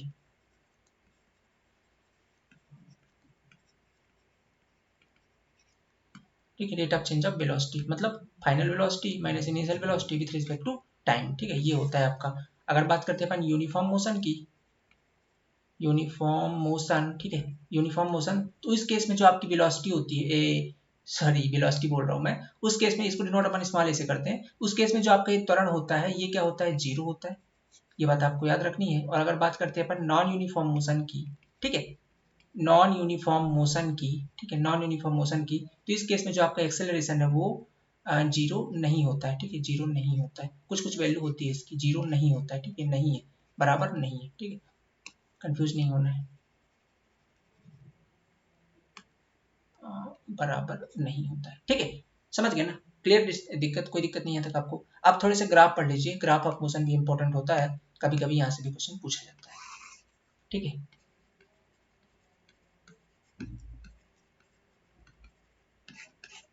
Graph of motion, graph कौन कौन से हैं, पहली चीज तो अपन डिस्प्लेसमेंट और टाइम के बीच का ग्राफ पढ़ लेते हैं। ठीक है, पहला ग्राफ वैसे किसके बीच का, डिस्प्लेसमेंट और टाइम के बीच का। तो इधर अगर देखते हैं तो ये वाले एक्सिस के अंदर आपका टाइम होता है और ये वाले एक्सिस के अंदर आपका डिस्प्लेसमेंट होता है। देखो ये आप लोग बोलते हो ना, ये आप सर भैया रिकॉर्ड क्यों नहीं देते, ये लाइव क्यों नहीं पढ़ाते हैं, पता लाइव के अंदर ना आपका टाइम बहुत ज्यादा कंज्यूम हो गया यार। ठीक है, क्योंकि साइंस ऐसा चैप्टर है ना, ये बहुत मतलब ऐसा जाने वाला है, मान लो 50 घंटे 50-60 घंटे जाएगा। ठीक है, तीनों मिला करके टाइम बहुत ज्यादा कंज्यूम हो जाएगा आपका, है कि नहीं। तो आप एक काम करो, आप ना इसके रिकॉर्डेड लेक्चर देखो 2s स्पीड के अंदर, कितने स्पीड के अंदर, 1.5 पे देख लो, काम हो जाएगा आपका, क्योंकि चीजें आपने पढ़ी हुई, यार आप इंजीनियर हो, ठीक है, पढ़ी हुई ये चीजें हैं। ठीक है, पढ़ी हुई चीजें हैं, तो इसके लिए आपको ज्यादा एफर्ट नहीं करना, बस ये कि इंपॉर्टेंट चीजें कवर करने के चक्कर में कुछ ऐसे एस्पिरेंट्स हैं जिनके थोड़े से बेसिक कॉन्सेप्ट क्लियर नहीं है, इसलिए हमको थोड़ी सी डिटेल में पढ़ाना पड़ रहा है। ठीक है, सो आप लोग क्या करें, आपकी जैसे तैयारी कर चुके हैं तो आप इसको थोड़ा सा डबल स्पीड पे देख लो, इसलिए मैं यहाँ पे रिकॉर्डेड वीडियोस प्रोवाइड कर रहा हूँ इसकी। ठीक है, आपका ही टाइम सेव हो जाए इसलिए। ठीक है, तो ये पहला ग्राफ हो गया आपका। अगर मान लेते हैं कि ठीक है, अगर मान लेते हैं दूसरा क्या है, अगर कोई ऑब्जेक्ट है वो इक्वल टाइम में, ठीक है, इक्वल डिस्टेंस तय कर रहा है, मतलब अगर अपन बात करें तो किसकी, यूनिफॉर्म मोशन की, यूनिफॉर्म मोशन की, ठीक है, यूनिफॉर्म मोशन की, तो उस केस के अंदर आपका किस तरीके से कर्व बनेगा, उस केस के अंदर आपका जो कर्व है वो ऐसे जाएगा, इस कदर, मतलब इधर साइड तो आपका टाइम है, ठीक है, और इधर साइड आपका क्या है, डिस्टेंस है। ठीक है, इधर साइड आपका डिस्टेंस, इस केस में आपका क्या होता है, त्वरण जो होता है, त्वरण मतलब एक्सेलरेशन, वो क्या होता है आपका, जीरो होता है। ठीक है, इस केस के अंदर क्या बोलते हैं अपन इसको, यूनिफॉर्म मोशन बोलते हैं। तो अच्छा बताइए, त्वरण कब उत्पन्न होगा, नॉन यूनिफॉर्म मोशन के केस में, तो उसका ग्राफ कैसे बनता है, उसका ग्राफ देख लीजिए।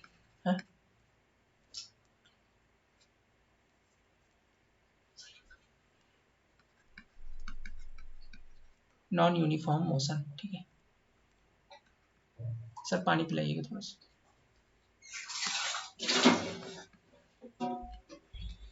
नॉन यूनिफॉर्म मोशन, ठीक है, अब नॉन यूनिफॉर्म मोशन का कर्व कैसे होता है, ठीक है, नॉन यूनिफॉर्म मोशन का कर्व कैसे होता है, देखो ऐसे बनेगा ये, ठीक, ऐसे बनेगा, ऐसे, ओके। देखो ये कर्व इंक्रीज हो रहा है ना, ये कर्व में क्या हो रहा है, इसका स्लोप क्या हो रहा है, इंक्रीज हो रहा है, तो इसको पॉजिटिव एक्सेलरेशन बोलते हैं। यहाँ पे त्वरण होगा, ठीक है, यहाँ पे त्वरण उत्पन्न होगा, ये टी इधर जाएगा और ये आपकी जो डिस्टेंस है, ठीक है, ये डिस्टेंस इधर जाएगी। ठीक है, यहाँ पे देखो ये इंक्रीज हो रहा है, आप किसी भी पॉइंट पे जाकर के इसका स्लोप चेक करिएगा। ठीक है, किसी भी प्लान पर यहाँ पे आपको स्लोप चेक करना है, यहाँ से एक टेंजेंट डालिए, ऐसे एक्स और वाई एक्सिस बनाइए और इस तरीके से आप थीटा चेक कर सकते हो। अगले पॉइंट पे जाइए, यहाँ पे एक टेंजेंट डालिए, इस तरीके से एक्स और वाई करके ये थीटा, तो मान लेते हैं थीटा 2 है, थीटा 1 है, तो theta 1 is greater than, sorry theta 2 is less than theta 1। ठीक है, क्या है, just a second, theta 2 is greater than theta 1, मतलब क्या है कि स्लोप आगे जैसे जैसे आप बढ़ रहे हो इंक्रीज हो रहा है, स्लोप अब क्या हो रहा है आपका, इंक्रीज हो, थीटा 1 बढ़ गया ना, थीटा 2 बढ़ गया आपसे, तो क्या हो रहा है, इंक्रीज हो रहा है, तो इंक्रीज हो रहा है इसका मतलब क्या है कि स्लोप आपका इंक्रीज हो रहा है, मतलब क्या है, पॉजिटिव है, त्वरण कैसा है आपका, पॉजिटिव है। ठीक है, पॉजिटिव है, तो यहाँ पास क्या त्वरण उत्पन्न होगा, क्योंकि जो वेलोसिटी देख रहे हैं ना, बढ़ रहा है इसका स्लोप, यहाँ पे देखो स्लोप कांस्टेंट आपको मिलेगा, यहाँ पे जाके देखो, यहाँ पे जाके देखो, सब जगह कांस्टेंट है, तो यहाँ पे आपका मोशन कैसा हो रहा है, आपका मोशन नॉन यूनिफॉर्म है, तो यहाँ पास आपको त्वरण उत्पन्न होगा। ठीक है, त्वरण शुड नॉट बी जीरो, यहाँ पे जीरो आपका नहीं होगा, acceleration should not B zero. ठीक,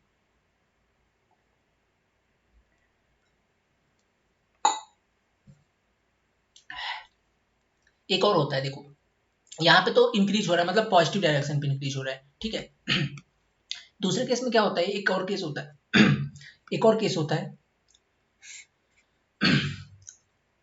एक और केस गला कह बैठ गया देखो, पता है इतना ठंडा पानी पिला दिया ना सर ने आपके, ठीक है।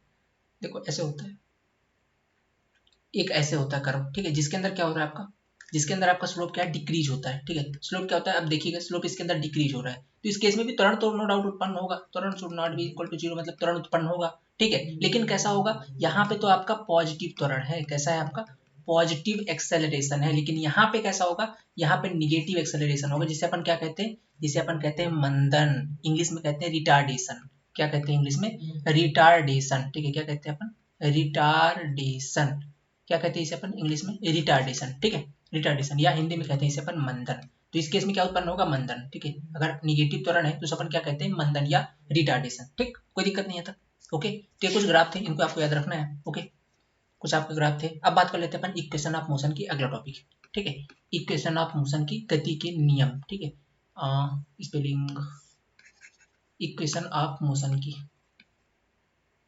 ठीक है, इक्वेशन ऑफ मोशन, ठीक है, क्या होता है इक्वेशन ऑफ मोशन, ठीक, इक्वेशन ऑफ मोशन क्या होता है, देखो तीन गति के नियम दिए थे न्यूटन भाई ने हमारे, ठीक है, तीन नियम दिए थे उन्होंने, क्या क्या दिए थे, पहला नियम क्या था, v बराबर u प्लस ए टी, ठीक, v बराबर u प्लस ए टी।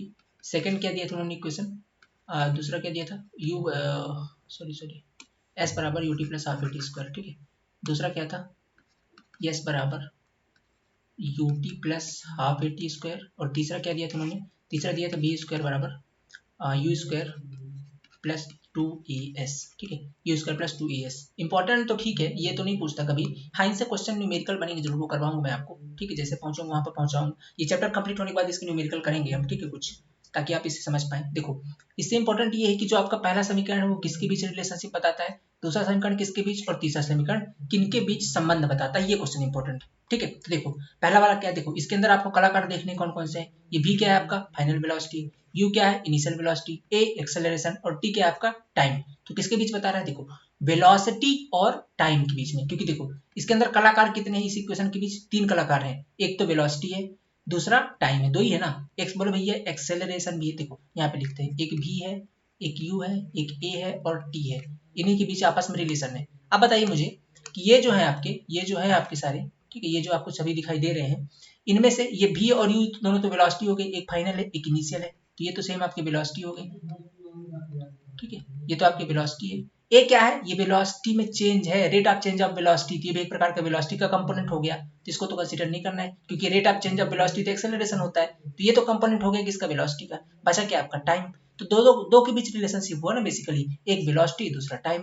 तो पहला इक्वेशन किसके बीच बताता है आपका, वेलोसिटी एंड टाइम के बीच में, ठीक है, वेलोसिटी एंड टाइम के बीच में रिलेशन बताता है, क्या बताता है, अपन रिलेशन पढ़ रहे हैं, पूछता है कि पहला इक्वेशन किसके बीच संबंध बताता है, तो किसके बीच बताता है, आपको क्वेश्चन बताना है आपको, किसके बीच बताता है, वेलोसिटी और टाइम के बीच में, पहला इक्वेशन समझ गए कॉन्सेप्चुअली। दूसरा देखिएगा एस क्या है आपका, एस तो पोजीशन है, ठीक है, एस क्या है आपका पोजीशन या स्थिति कह सकते हैं, ठीक है, पोजीशन और स्थिति कह सकते हैं, तो पोजीशन है एस। यू तो आपका क्या है, यू आपकी इनिशियल वेलोसिटी है, ठीक है, यू आपकी इनिशियल वेलोसिटी है, यू टी, टी आपका टाइम है, एंड ए आपका एक्सेलरेशन है, टी आपका टाइम है। तो ये वाला किसके बीच बताता है, ये आपको बताता है आपका पोजीशन एंड टाइम के बीच में, किसके बीच में, पोजीशन एंड टाइम के बीच में, ठीक है, पोजीशन एंड टाइम के बीच में, कौन, दूसरा वाला इक्वेशन। अगर तीसरे इक्वेशन की बात करता हूं मैं, तो इसके अंदर क्या क्या कलाकार है, एक तो भी है, मतलब final velocity, initial velocity, acceleration और पोजीशन, तीन चीजें ना, एक्सेलरेशन तो छोड़ दीजिए क्योंकि ये वेलोसिटी का कंपोनेंट हो गया, क्या किसके किसके बीच में, तो एक तो हो गया वेलोसिटी, वेलोसिटी एंड, ठीक है, वेलोसिटी एंड किसके बीच में, पोजीशन के बीच में, वेलोसिटी एंड पोजीशन के बीच में, ये आपको याद रखना है, बस इतना ही इंपॉर्टेंट है इसके अंदर, और नथिंग, और कुछ भी इंपॉर्टेंट नहीं है। हाँ इसके कुछ, इससे कुछ न्यूमेरिकल जरूर आते हैं, वो अपन करेंगे, अपन अभी करेंगे, घबराना नहीं है आप लोग को, ठीक है, इससे न्यूमेरिकल जो कि बनते हैं अपने, वो अपन पढ़ाएंगे इसको, ठीक है, 80, ठीक है 80, ओके। और और क्या इसके अंदर इंपॉर्टेंट है, बस हो गया इंपॉर्टेंट, ठीक है, इतना इंपॉर्टेंट है, इनको आपको ध्यान रखना है, ओके, इनको आपको ध्यान रखना है। हिंदी वाले समझ ले, ये क्या है, वेग और समय के बीच में, कुछ हिंदी वाले हैं ना वो नहीं समझ पाते हैं, वेग और समय के बीच में, ठीक है। ये क्या पोजीशन माने स्थिति और समय के बीच में, ठीक है, स्थिति और समय के बीच में। और ये क्या है, वेग और स्थिति के बीच में, वेग और स्थिति के बीच में। ये तीनों रिलेशन याद रखिएगा, दैट्स इट इसके अंदर, और नथिंग इम्पोर्टेंट, कुछ भी नहीं, ठीक है, ये बस याद रखना है। इसके बाद अगला पॉइंट पे चलते हैं अपन, ठीक है। अगला पॉइंट है अपना, ठीक है,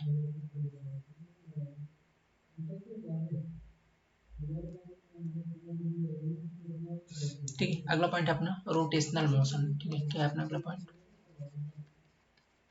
रोटेशनल मोशन। रोटेशनल मोशन क्या होता है, किसी पर्टिकुलर एक्सिस के अबाउट जब कोई पार्टिकल रोटेट करता है तो उसकी गति को क्या कहते हैं हम, उसकी गति को कहते हैं रोटेशनल मोशन, या ठीक है, घूर्णी गति। क्या बोलते हैं हिंदी में इसको, रोटेशनल मोशन को घूर्णी गति, ठीक है, घूर्णी गति। तो इसको क्या बोलते हैं अपन, अगर बोले कि किसी एक्सिस के अबाउट, ठीक है, क्या है, किसी एक्सिस के अबाउट, किसी एक्सिस के अबाउट किसी ऑब्जेक्ट के, किसी ऑब्जेक्ट के द्वारा की गई गति, द्वारा की गई गति, ठीक है, या कोई, ठीक है, की गई गति, या कोई ऑब्जेक्ट जब किसी पर्टिकुलर एक्सिस के अबाउट कोई मोशन करता है, ठीक है, किसी एक्सिस के अबाउट चक्कर लगाता है, तो उसको अपन क्या बोलते हैं, घूर्णी गति कहते हैं। क्या कहते हैं, घूर्णी गति कहते हैं, ठीक है। ये बात भी क्लियर हो गई। दूसरा पॉइंट क्या है अपना, ठीक है, दूसरा पॉइंट क्या है अपना, दूसरा आपका पेरियोडिक मोशन, ठीक है, क्या आपका पेरियोडिक मोशन, पेरियोडिक मोशन, इसको बोलते हैं अपन सरल लोलक की गति, ठीक है। क्या कहते हैं, सरल लोलक की गति, ठीक है, या आवर्ती गति भी कहते हैं इसको, ठीक है। तो ये क्या होता है आपका, ये होता है आपका सिंपल सा, जो पेंडुलम आपने देखा ना, कुछ ऐसा आपने देखा होगा, ऐसे यहाँ पे एक पेंडुलम लटका रहता है, ऐसे ऐसे, ठीक है, ये यहाँ पे कुछ ऐसे नंबर रहते हैं, ठीक है, ये कभी इधर जाएगा फिर इधर जाएगा, ठीक है, ऐसे करके घूमता रहता है पेंडुलम आपका, ठीक है, ऐसे करके ये घूमता रहता है। तो इसी गति को सरल लोलक की गति कहते हैं। इसका आवर्त काल है कि इसको एक बार यहाँ से और एक बार यहाँ जाने में कितना समय लगता है, इसे इसका एक आवर्त काल कहते हैं। मतलब एक बार ये अपनी ऊपर लिमिट तक जाएगा यहाँ तक, फिर इसको वापस जाएगा और यहाँ तक कितना दूर जाता है, इसको इसका क्या कहते हैं, आवर्त काल कहते हैं, ठीक है, टाइम पीरियड कहते हैं, इसी को इसकी पीरियोडिक गति कहते हैं, ठीक है। तो ये जो टाइम पीरियड है ये कितना होता है, ये पूछा जाता है, तो इसको डिनोट करते हैं टी से, टी इसका आवर्त काल होता है, और टी बराबर होता है आपका 2 pi root over L upon जी, रूट ओवर एल अपान जी। और एल क्या है आपका, एल ये जो सरल लोलक दिख रहा है ना, ये इसको सरल लोलक बोलते हैं ये, ठीक है, इसकी लंबाई होती है, ठीक है, लेंथ ऑफ सरल लोलक, ठीक है, या इसकी लंबाई होती है, ठीक है, एल की। और जी क्या आपका, जी आपका ग्रेविटी होता है, जी बराबर आपका क्या होता है 9.81 मीटर पर सेकेंड स्क्वायर, ठीक है, जी बराबर, ओके। एल क्या है आपका लेंथ ऑफ पेंडुलम, ठीक है, लेंथ ऑफ पेंडुलम, सरल लोलक की लंबाई, ठीक है, लेंथ ऑफ पेंडुलम या सरल लोलक की लंबाई, ठीक, सरल लोलक की लंबाई, ये होता है इसका फार्मूला आवर्त काल का, टाइम पीरियड का याद रख लेना है इसको, ठीक है। आवर्त काल का फार्मूला क्या होता है आपका, T is equal to 2 pi L upon g, ठीक, ये बात भी याद रखनी। इसी को अपन बोलते हैं पीरियोडिक मोशन। पूछे क्या होती गति, तो किसी पेंडुलम के द्वारा एक निश्चित टाइम यानी कि एक आवर्त काल में, ठीक है, तय की गई गति को या तय की गई दूरी को उसकी लंबाई कहते हैं, ठीक है, या उसके द्वारा की गई गति एक निश्चित समय के अंदर पेंडुलम के द्वारा की गई गति को उसकी पीरियोडिक मोशन कहते हैं। उसका आवर्त काल टी बराबर 2 pi root over L upon जी होता है, ठीक है, ये बात भी आपको याद रखनी है। तो ये आपका पीरियोडिक मोशन होता है, ओके। अगला पॉइंट पर हम चलते हैं, तो अगला पॉइंट है आपका ठीक है, सेकेंड पेंडुलम जो होता है ना आपका, मतलब देखो ये वाला पेंडुलम, ये सेकेंड पेंडुलम, सेकेंड पेंडुलम का आवर्त काल कितना होता है, सेकेंड पेंडुलम, ठीक है, सेकेंड पेंडुलम, ये पूछा जाता है क्वेश्चन, ठीक है, सेकेंड पेंडुलम का आवर्त काल कितना होता है, ठीक है, टाइम पीरियड कितना होता है सेकेंड पेंडुलम का, ठीक है। तो इसका आवर्त काल आपको याद रखना है, टी बराबर 2 सेकंड होता है, ये इंपॉर्टेंट है, ठीक है। Time pendulum sorry second pendulum का जो आवर्त काल है वो कितना होता है आपका 2 सेकंड होता है, बहुत इंपॉर्टेंट है, याद रखना है इसको, ठीक है। कितना होता है बाबू, 2 सेकंड होता है, ठीक है, 2 सेकंड होता है। इसके बाद अगला पॉइंट है हमारा सर्कुलर मोशन, ठीक है, अगला पॉइंट है हमारा कौन सा, सर्कुलर मोशन, ठीक है, अगला पॉइंट है हमारा सर्कुलर मोशन। देखो सर्कुलर मोशन क्या है आपका, सर्कुलर मोशन क्या होता है, कोई ऑब्जेक्ट जब किसी सर्कुलर पाथ में, ठीक है, सर्कुलर पाथ में गति करता है, ठीक है, सर्कुलर पाथ में गति करता है। जैसे मान लेता हूँ कि ये आपके सन है, ठीक है, एक आपका सन है और इसके चारों तरफ आपका कुछ ऐसे ठीक है, इसको थोड़ा सा अच्छे से बना देता हूँ मैं, ठीक है, ऐसे, ठीक है, इस तरीके से। ये आप चूंकि अच्छे से तो नहीं बना, पैराबोलिक होता है एक्चुअली में वो, ठीक है, बट आप आई थिंक समझ गए होंगे। इसके चारों तरफ आपके, ठीक है, इसके चारों तरफ आपका पृथ्वी हो गए, सूरज हो गए, सूरज के चारों तरफ पृथ्वी और अलग जो ग्रह हैं वो सब चक्कर लगाते हैं, ठीक है, किसके अंदर, एक वृत्ताकार मार्ग के अंदर, ठीक है, एक ओवल पाथ के अंदर, एक वृत्ताकार पाथ के अंदर क्या लगाते हैं, चक्कर लगाते हैं, ठीक है। तो इनकी गति क्या कहलाएगी, एक प्रकार का सर्कुलर मोशन है, क्योंकि ये लोग एक सर्कल के अंदर एक वेलोसिटी के साथ चक्कर लगा रहे हैं, ठीक है, एक क्या कर रहे हैं, पर्टिकुलर किसी वेलोसिटी के साथ चक्कर लगा रहे हैं, ठीक है, एक दो ऐसे ऐसे घूमते हुए पृथ्वी आपकी घूम रही है, ठीक है। तो अभी चूंकि दोनों तरीके की गति करते हैं, एक तो अपनी एक्सिस पर भी घूमते हैं, ठीक है, और साथ साथ ये सूरज का भी चक्कर लगाते हैं, ठीक है। तो सर्कुलर मोशन क्या कहलाएगा, सर्कुलर मोशन ये कहलाता है कि किसी वृत्ताकार पाथ पर, किसी वृत्ताकार पथ पर गति करते हुए, यदि कोई ऑब्जेक्ट किसी वृत्ताकार पाथ पर गति करता है तो उसकी गति को वृत्तीय गति कहते हैं। सर्कुलर मोशन मतलब क्या होता है उसका, वृत्तीय गति, ठीक है, क्या कहते हैं उसे अपन, वृत्तीय गति कहते हैं। तो जैसे यहाँ पास देखो पृथ्वी सन का चक्कर लगा रही है किसी वृत्ताकार पाथ में, तो इसकी गति क्या कहेंगे, वृत्तीय गति कहेंगे, ठीक है। अब इसके केस में देखना, अब कहेंगे सर समान होती है, इसकी स्पीड एक समान, देखो पृथ्वी की स्पीड एक समान होती है, ठीक है, बट वो ना एक समान, एकदम से एक समान नहीं होती, क्योंकि जब पृथ्वी, देखो दो केस होते हैं, पृथ्वी एक बार सबसे पास आती है सूरज के और एक बार सबसे दूर जाती है, ठीक है। एक बार एक ऐसा केस होता है जब पृथ्वी सबसे निकट आ जाती है सूरज के, ठीक है, और एक ऐसा केस होता है जब पृथ्वी बहुत दूर चली जाती है, क्योंकि ये ओवल है ना, मतलब ऐसा नहीं है कि ये एकदम सेंटर में है, क्योंकि जो पृथ्वी चक्कर लगाती है वो दीर्घ वृत्ताकार पथ में लगाती है। तो सूरज थोड़ा सा कैसा रहता है पता है, यहाँ पे मान लेता हूँ सूरज है आपका, यहाँ पे, ठीक है, यहाँ पे सूरज मान लेते हैं अपन, यहाँ पे, ठीक है, इसको लाल कलर से दिखाते हैं, ठीक है, यहाँ पे मान लेते हैं सूरज, ठीक है, ये आपका सन है, और ये कुछ ऐसा दीर्घ वृत्ताकार पथ है, ठीक है, ये ऐसा कुछ दीर्घ वृत्ताकार पथ है। अब मान लेते पृथ्वी यहाँ पे आ गई, ठीक है, पृथ्वी सबसे ज्यादा पास कहाँ पे होगी, एक्चुअली यहाँ पे होती है, ठीक है, यहीं पे मान लेते यहीं पे है, यहीं पे सबसे ज्यादा पास यहीं पर है, ठीक है। तो देख रहे हो ना यहाँ पे एकदम सबसे पास है। अब आप जानते हो कि पृथ्वी और सूरज के बीच क्या लग रहा है, ग्रेविटेशनल फोर्स। कभी भी दो, न्यूटन ने दिया हुआ है कि दो अगर पिंड है तो उनके बीच एक प्रकार का आकर्षण बल लगता है, गुरुत्वाकर्षण का नियम ये है कि इनके बीच क्या है, एक पिंड ये है, इसका द्रव्यमान है कुछ, इसका भी द्रव्यमान कुछ, इनके पीछे एक आकर्षण बल लगेगा द्रव्यमान के कारण, ठीक है, गुरुत्वाकर्षण बल कहते हैं अपन उसे। तो ये गुरुत्वाकर्षण बल, अब सूरज का द्रव्यमान बहुत ज्यादा है, तो ये क्या करता है ना, पृथ्वी को अपनी ओर खींचने ले रहा है, खींचने ले रहा है, तो ये अपनी पृथ्वी इधर खींचे ना, मतलब ये सूरज में अगर सेम वेलोसिटी से चलती रही तो पृथ्वी घुस जाएगी किसके अंदर, सूरज के अंदर चली जाएगी। तो ये उसके अंदर चली न जाए, इसलिए वेलोसिटी के पृथ्वी क्या करती है, अपनी वेलोसिटी को इंक्रीज कर देती है थोड़ी सी, ठीक है। पृथ्वी की वेलोसिटी अगर जैसे सूरज के पास आती है थोड़ी वेलोसिटी इंक्रीज हो जाती है, यहाँ से थोड़ी एकदम फास्ट चलने लग जाएगी, यहाँ पास एकदम ऐसे घूम जाएगी यहाँ पास, ठीक है, यहाँ पास घूम जाएगी, और जैसे दूर जाएगी ना, जैसे दूर जाएगी, मान ले तो यहाँ पे पहुंच गई पृथ्वी, मान ले तो यहाँ पे पहुंच गई, ये वाली लोकेशन पे पहुंच गई, ठीक है, ये वाली लोकेशन पे पहुंच गई, तो यहाँ पहुंचेगी तो इसकी वेलोसिटी क्या हो जाएगी, थोड़ी सी धीरे हो जाएगी। क्यों, क्योंकि देखो यहाँ से पृथ्वी की ये जो डिस्टेंस है ना, ये कम हो जाती है, ये सॉरी ज्यादा हो जाती है, ठीक है। यहाँ पर सूर्य एक कंडीशन ऐसी आती है जब वो वृत्ताकार पथ पे गति करेगी, ये दीर्घ वृत्ताकार पथ पे, तो ऐसा आएगा ना कि एक बार तो सबसे ज्यादा पास होगी, ठीक है, एक बार सबसे ज्यादा पास हो गई यहाँ पास, एक बार सबसे ज्यादा दूर होती है, ठीक है, एक बार सबसे ज्यादा दूर होती है। तो सबसे ज्यादा पास होती है और जब सबसे ज्यादा दूर होती है तो इनके बीच पता है कितने का अंतर होता है, 2.5 मिलियन किलोमीटर का, ठीक है, 2.5 मिलियन का। देखो जब सबसे ज्यादा दूर होती है तो इनके बीच लगभग ऐसा माना जाता है कि ये जो डिस्टेंस है 150 मिलियन, ठीक है, 150 मिलियन किलोमीटर, ठीक है, कितना माना जाता है, 150 मिलियन किलोमीटर, ठीक है, 150 मिलियन किलोमीटर, ये फिक्स डाटा है। जब सबसे दूर होती है, सबसे ज्यादा पास होती है तो कितना माना जाता है, तभी माना जाता है कि लगभग ये जो डिस्टेंस होती है, ये अब यहीं पे नहीं होती एक्चुअली, यहाँ पर होती है, बट मैंने यहाँ पे दिखाई है, ठीक है। तो चलो इसको यहीं पे दिखाता हूँ मैं।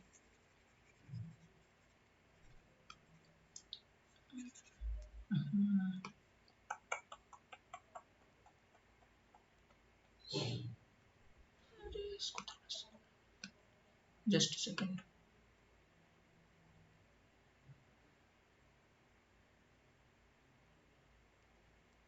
ठीक ऐसे, और जो पृथ्वी है आपकी वो यहाँ पे रहती है, यहाँ पे, ठीक है, ये मान लेते हैं अर्थ है अपनी, ये ठीक है, अर्थ है अपनी, और ये जो डिस्टेंस होती है ना, ये शॉर्टेस्ट डिस्टेंस होती है इसकी, ये वाली डिस्टेंस, ठीक है, ये वाली डिस्टेंस शॉर्टेस्ट होती है, और ये डिस्टेंस होती है 147.5 मिलियन किलोमीटर, ठीक है, 147.5। तो पृथ्वी जब सबसे ज्यादा पास आती है तो कितना किलोमीटर बचता है सूर्य से दूरी उसकी, 147.5 किलोमीटर। जब सबसे ज्यादा दूर जाती है तो 150 किलोमीटर, 150 मिलियन किलोमीटर, ठीक है। अब देखो यहाँ पे कितने मिलियन का अंतर है, 2.5 मिलियन का अंतर है, 2.5 मिलियन किलोमीटर का अंतर आ जाता है। तो जैसे पास आती है पृथ्वी, ये सूरज अपनी तरफ इसको खींचने लग जाता है, भाई सब जितना ज्यादा पास आओ गुरुत्वाकर्षण का बल उतना बढ़ता है, पढ़ा है ना आपने, F बराबर क्या पढ़ा है, m1 m2 out of d square, पढ़ा ना, तो डी जितना ज्यादा क्या होगा, डी दूरी होती है, तो डी जितनी ज्यादा क्या होगी, जितनी ज्यादा पास आएगी ये एफ उतना ज्यादा बढ़ेगा, बढ़ेगा ना, एफ टोटल फोर्स आकर्षण फोर्स बढ़ेगा। ठीक है, तो ये देखो ये अभी पढ़ाएंगे न्यूटन का नियम है, तो जितना ज्यादा पास आएंगे ये बढ़ रहा है आकर्षण बल, जैसे बढ़ रहा है मतलब पृथ्वी से अपनी ओर खींचे ले रहा है इसको।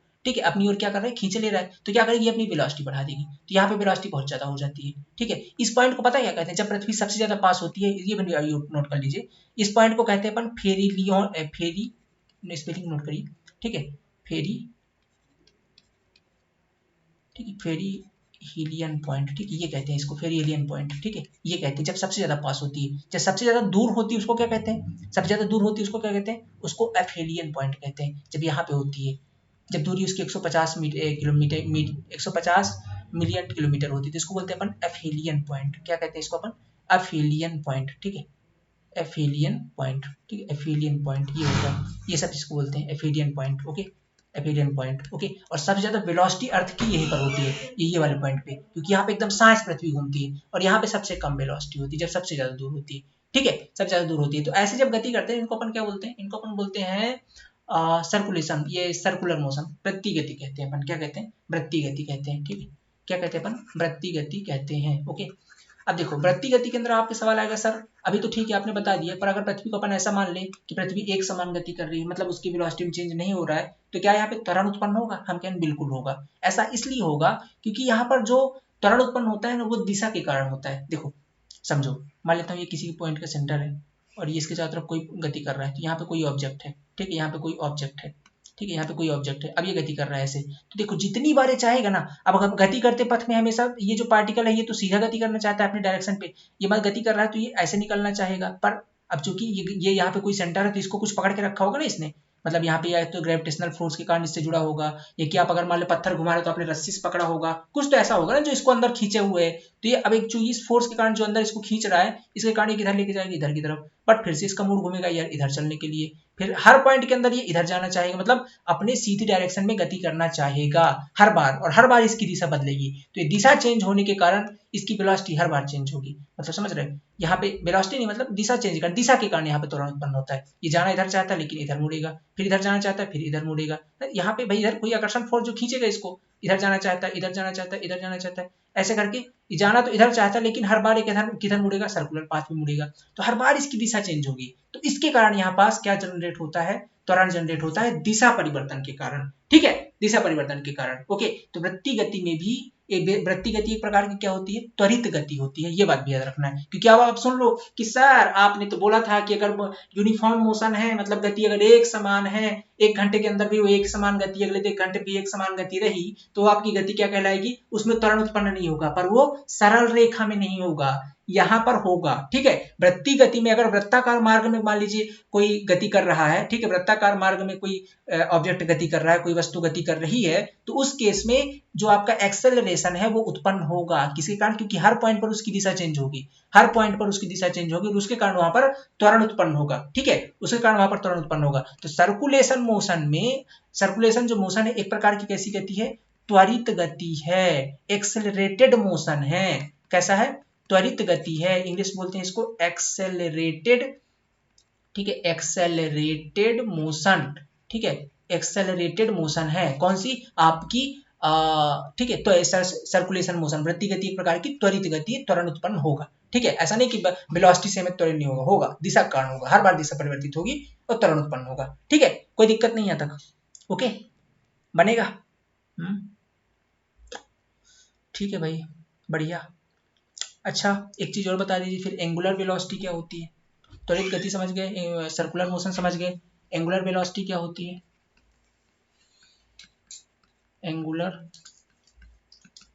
वेलोसिटी क्या होती है, इसको क्या बोलते हैं अपन, कोणीय वेग, क्या बोलते हैं अपन, कोणीय वेग। देखो क्या होता है, समझिए इसे बात को भी समझिए, क्या होता है, मान लीजिए कोई ऑब्जेक्ट है, कोई ऑब्जेक्ट है वो किसी सर्कुलर पाथ में गति कर रहा है, ये कोई सर्कुलर पाथ है, ये कोई ऑब्जेक्ट, अब ये ना समझिए कि भैया से तो एक सर्कुलर बनाते हुए तो वो आप वो नॉट मच इंपॉर्टेंट, ठीक है ऐसा नहीं समझिए कि यार ये तो सर्कल नहीं, ये तो कुछ और ही बन गया, ऐसा नहीं समझिए, ये सर्कल ही है, आपको एज्यूम करना है, आप मैथ के स्टूडेंट रहे होंगे ना तभी इंजीनियरिंग किए हैं, तो आप मान लीजिए ठीक है कि ये एक प्रकार का सर्कल है। ठीक, अब इस सर्कल में मान लेता हूँ कि इसका केंद्र O है और कोई ऑब्जेक्ट है A जो इसके परिधि पर गति कर रहा है, इसके सरकमफेरेंशियल गति कर रहा है, ये परिधि पर गति कर रहा है। तो ये ए से लेकर के बी के बीच, मतलब किसी सर्टेन पॉइंट पर इस सरकमफेरेंस के किन्हीं दो बिंदु के बीच में वो गति कर रहा है, ठीक है। तो ए से लेकर के बी के बीच में वो जितने एंगल घूम जाता है, ठीक है, किसी पर्टिकुलर टाइम के अंदर, ठीक है, किसी निश्चित समय में कोई ऑब्जेक्ट किसी सर्कल की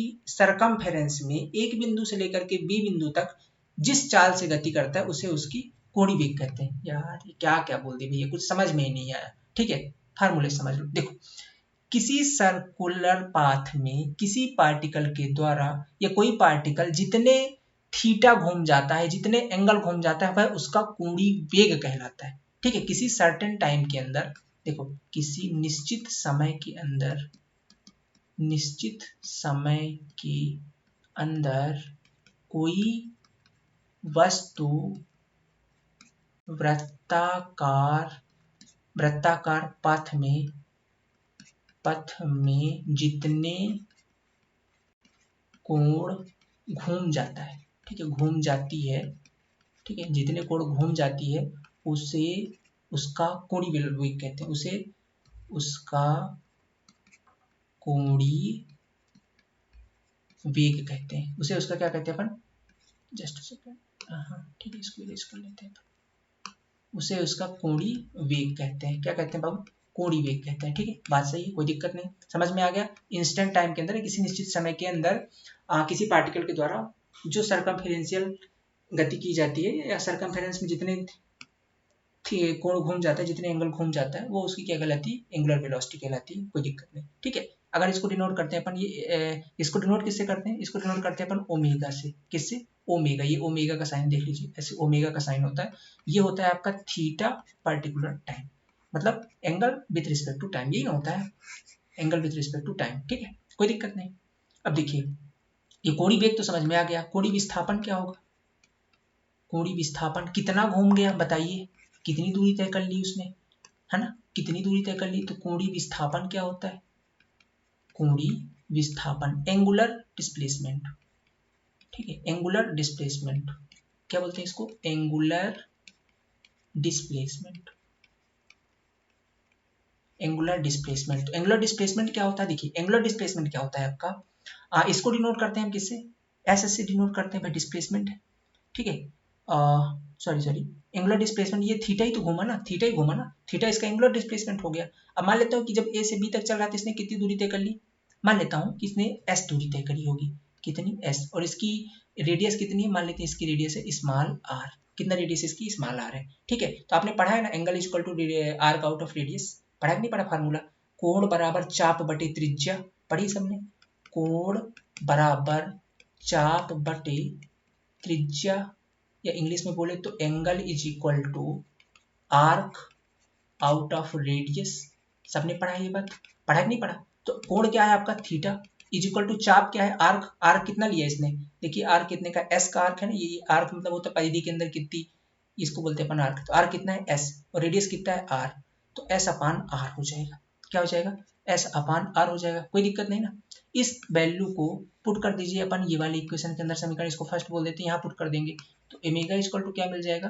theta out of T into का एस, थीटा की जगह हम तो पुट करना है ना अपने को, ठीक है, थीटा की जगह हम तो पुट करना है, थीटा की जगह हम क्या रख देते हैं? एस अपान आर, ठीक है, एस अपान आर, ठीक है, एस अपान आर, आर नीचे आ जाएगा, तो ओमेगा इक्वल टू क्या हो जाएगा? एस अपान आर इंटू का t, s upon r into का टी। अब एक बात आप जानते हो, एस अपान टी क्या होता है? एस अपान टी क्या होता है? ठीक है, एस अपान टी क्या होता है? एस अपान टी क्या होता है? एस अपान टी वेलोसिटी होती है, रेखी वेग होता है। क्या होता है? रेखी वेग। क्या बोलते हैं इसको? Linear velocity, linear velocity. Linear velocity denote करते हैं v से। और ये क्या होता है? वेलोसिटी बराबर क्या होता है? विस्थापन बटे समय, यानी कि डिस्प्लेसमेंट आउट ऑफ टाइम। यही ना पढ़ा वेलोसिटी? तो डिस्प्लेसमेंट तो s है और टाइम कितना है आपका? t है। तो s अपान टी की जगह हम यहाँ पे s अपान टी है, इसकी जगह हम v रख सकते हैं, तो रख दीजिए। ओमेगा इक्वल टू क्या हो जाएगा? v upon r. इस s अपान टी की जगह मैंने v पुट कर दिया, v आउट ऑफ r। और यहाँ से अगर अपन v बराबर निकालें तो v बराबर क्या हो जाएगा? r इंटू का ओमेगा। सही बात है क्या? r इंटू का ओमेगा। तो यहाँ पास क्या आ गया आपका फार्मूला? v बराबर r ओमेगा। v क्या है आपका? v आपका लीनियर वेलोसिटी है, लीनियर वेलोसिटी है, आर आपका रेडियस है, रेडियस ऑफ सर्कुलर पाथ, ठीक है, रेडियस ऑफ सर्कुलर पाथ, और ओमेगा आपका है angular velocity, angular velocity, angular velocity मतलब लीनियर वेलोसिटी मतलब रेखीय वेग, रेडियस मतलब त्रिज्या, और गामा सॉरी ओमेगा मतलब एंगुलर वेलोसिटी, ठीक है। और इनके बीच ये होता है संबंध, ये संबंध से भी क्वेश्चन कभी कभी पूछता है, तो इसको भी याद का आपको रखना है, ठीक है, इसको भी याद आपको रखना है। अब इसके बाद हम चलेंगे, ठीक है, इसके बाद हम चलेंगे प्रोजेक्टाइल मोशन पर। किस पर? प्रोजेक्टाइल मोशन पर। क्लास कितने घंटे की हो चुकी है आपकी? कोई नहीं, अभी तो चलेगा, ठीक है, अभी आप मोशन आज कंप्लीट करेंगे, ठीक है। देखिए अगला पॉइंट है आपका प्रोजेक्टाइल मोशन, ठीक है, अगला आपका पॉइंट क्या है? प्रोजेक्टाइल मोशन, ठीक है, प्रोजेक्टाइल मोशन, हिंदी में इसको बोलते हैं प्रक्षेप गति। क्या बोलते हैं? प्रक्षेप गति। क्या होती है प्रक्षेप गति?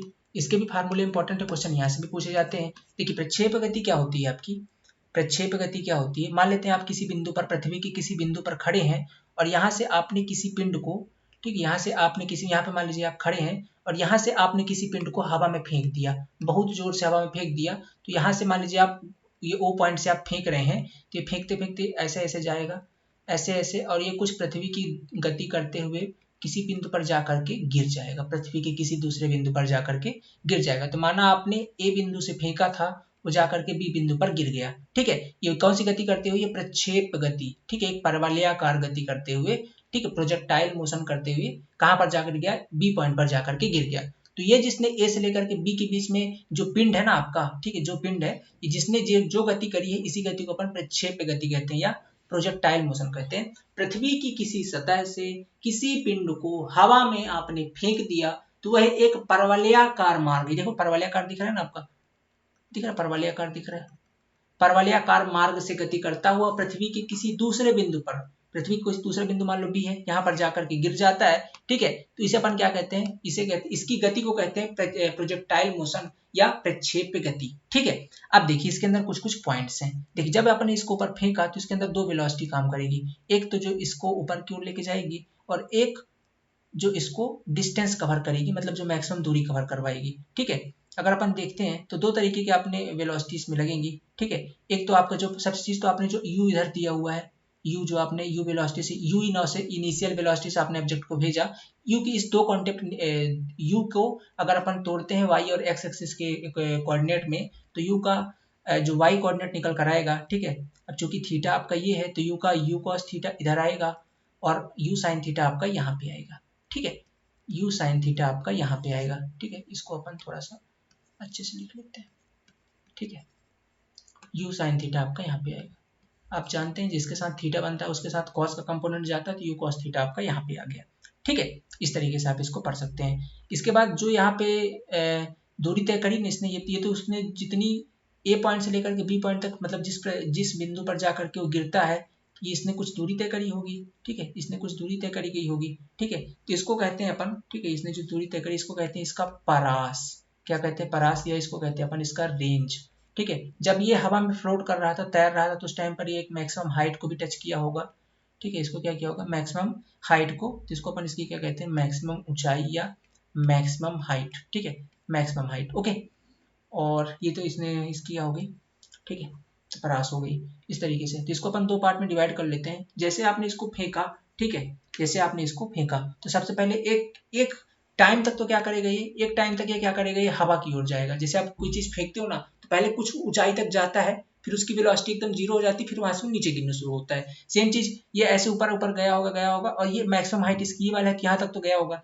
इस पर, यहाँ पर, इस पॉइंट पर इसकी वेलोसिटी जीरो हुई होगी, और यहाँ से फिर ये ग्रेविटी के कारण नीचे गिरना शुरू हुआ होगा, और जाकर के बी पॉइंट पर जाकर के गिर गया, ठीक है, बी पॉइंट पर जाकर के आपका गिर गया। तो जैसे ये बी पॉइंट पर जाकर के गिरा, ठीक है, तो इसने कितनी दूरी तय कर ली, ये रेंज इतनी है। तो जब आपने इसको फेंका, ठीक है, इनिशियल वेलोसिटी u के साथ ऊपर की ओर फेंका, ठीक है, ऊपर की ओर जब आपने इसे फेंका, तो ये ऊपर जाने में कितना टाइम लेता है, यानी कि टाइम ऑफ एसेंट बोलते हैं अपन उसको, टाइम ऑफ एसेंट क्या बोलते हैं अपन इसे? टाइम ऑफ एसेंट, माने ऊपर जाने में उसने कितना टाइम लिया, ठीक है, टाइम ऑफ एसेंट ऊपर जाने में, तो ये लेता है यू साइन थीटा, क्योंकि देखो ऊपर की ओर साइन थीटा लेके जा रहा है ना, तो u sine theta with respect to g, इसको याद रखना है, u sine theta with respect to g, ये टाइम ऑफ एसेंट मतलब जो उसको ऊपर लेके जा रहा है, ये उतना टाइम लगेगा, ठीक है, इसको ऊपर जाने में, टाइम ऑफ एसेंट। बात करते हैं जब ये ऊपर पहुंच गया, अब इसको नीचे आने में कितना टाइम लगेगा, तो जितना टाइम ये ऊपर जाने में लगा था ना, उतना ही टाइम इसको नीचे आने में लगेगा, इसको हम बोलते हैं टाइम ऑफ डिसेंट। डिसेंट मतलब नीचे की ओर आ रहा है ना, इसको बोलते हैं time of descent. Time of descent ये डिनोट करते हैं अपन इसको टी डी से, किससे डिनोट करते हैं बाबू, टी डी से, टाइम ऑफ डिसेंट, ठीक है, टाइम ऑफ डिसेंट, ये इसके एकदम इक्वल होता है u sine theta out of g, ये भी आपका u sine theta out of g ही होता है, ये इसकी वैल्यू जो है तो आपकी इक्वल होती है, ठीक है, इसकी वैल्यू जो है तो आपकी इक्वल होती है, कोई दिक्कत नहीं, मतलब time of ascent is equal to time of descent, जितना टाइम उस ऑब्जेक्ट को ऊपर जाने में लगेगा, सेम टाइम उस ऑब्जेक्ट को वापस नीचे आने में भी लगेगा, ठीक है, सेम टाइम जो है तो उसको नीचे आने में लगेगा, तो ये फार्मूला एक याद रखना है। दूसरा ये है कि उसका उड्डयन काल कितना था, उड्डयन काल का मतलब है कि इसको अपन बोलते हैं टाइम ऑफ फ्लाइट, क्या बोलते हैं अपन, टाइम ऑफ फ्लाइट, मतलब वो हवा में कितनी देर तक रहा, हवा में कितनी देर तक रहा, तो टाइम ऑफ फ्लाइट, ठीक है, टाइम ऑफ फ्लाइट मतलब हवा में जब आपने उसे जैसे ही फेंका तो तब से लेकर के भूमि में गिरने तक उसने कितना समय हवा में रहा, तो किसके बराबर, time of ascent plus time of descent के बराबर, सिंपल सी बात है ये, तो कोई दिक्कत ही नहीं भाई साहब, जितना फेंक ऊपर जाने में उतना नीचे आने में, दोनों मिला दो तो उतना हवा में रहा हो, time of ascent plus time of descent, इसको अगर आप सॉल्व करते हैं तो वैल्यू आएगी 2u sin थीटा, दोनों को जोड़ दो, सिंपल सी बात है, 2u sin theta with respect to g, ठीक है, ये हो गया आपका।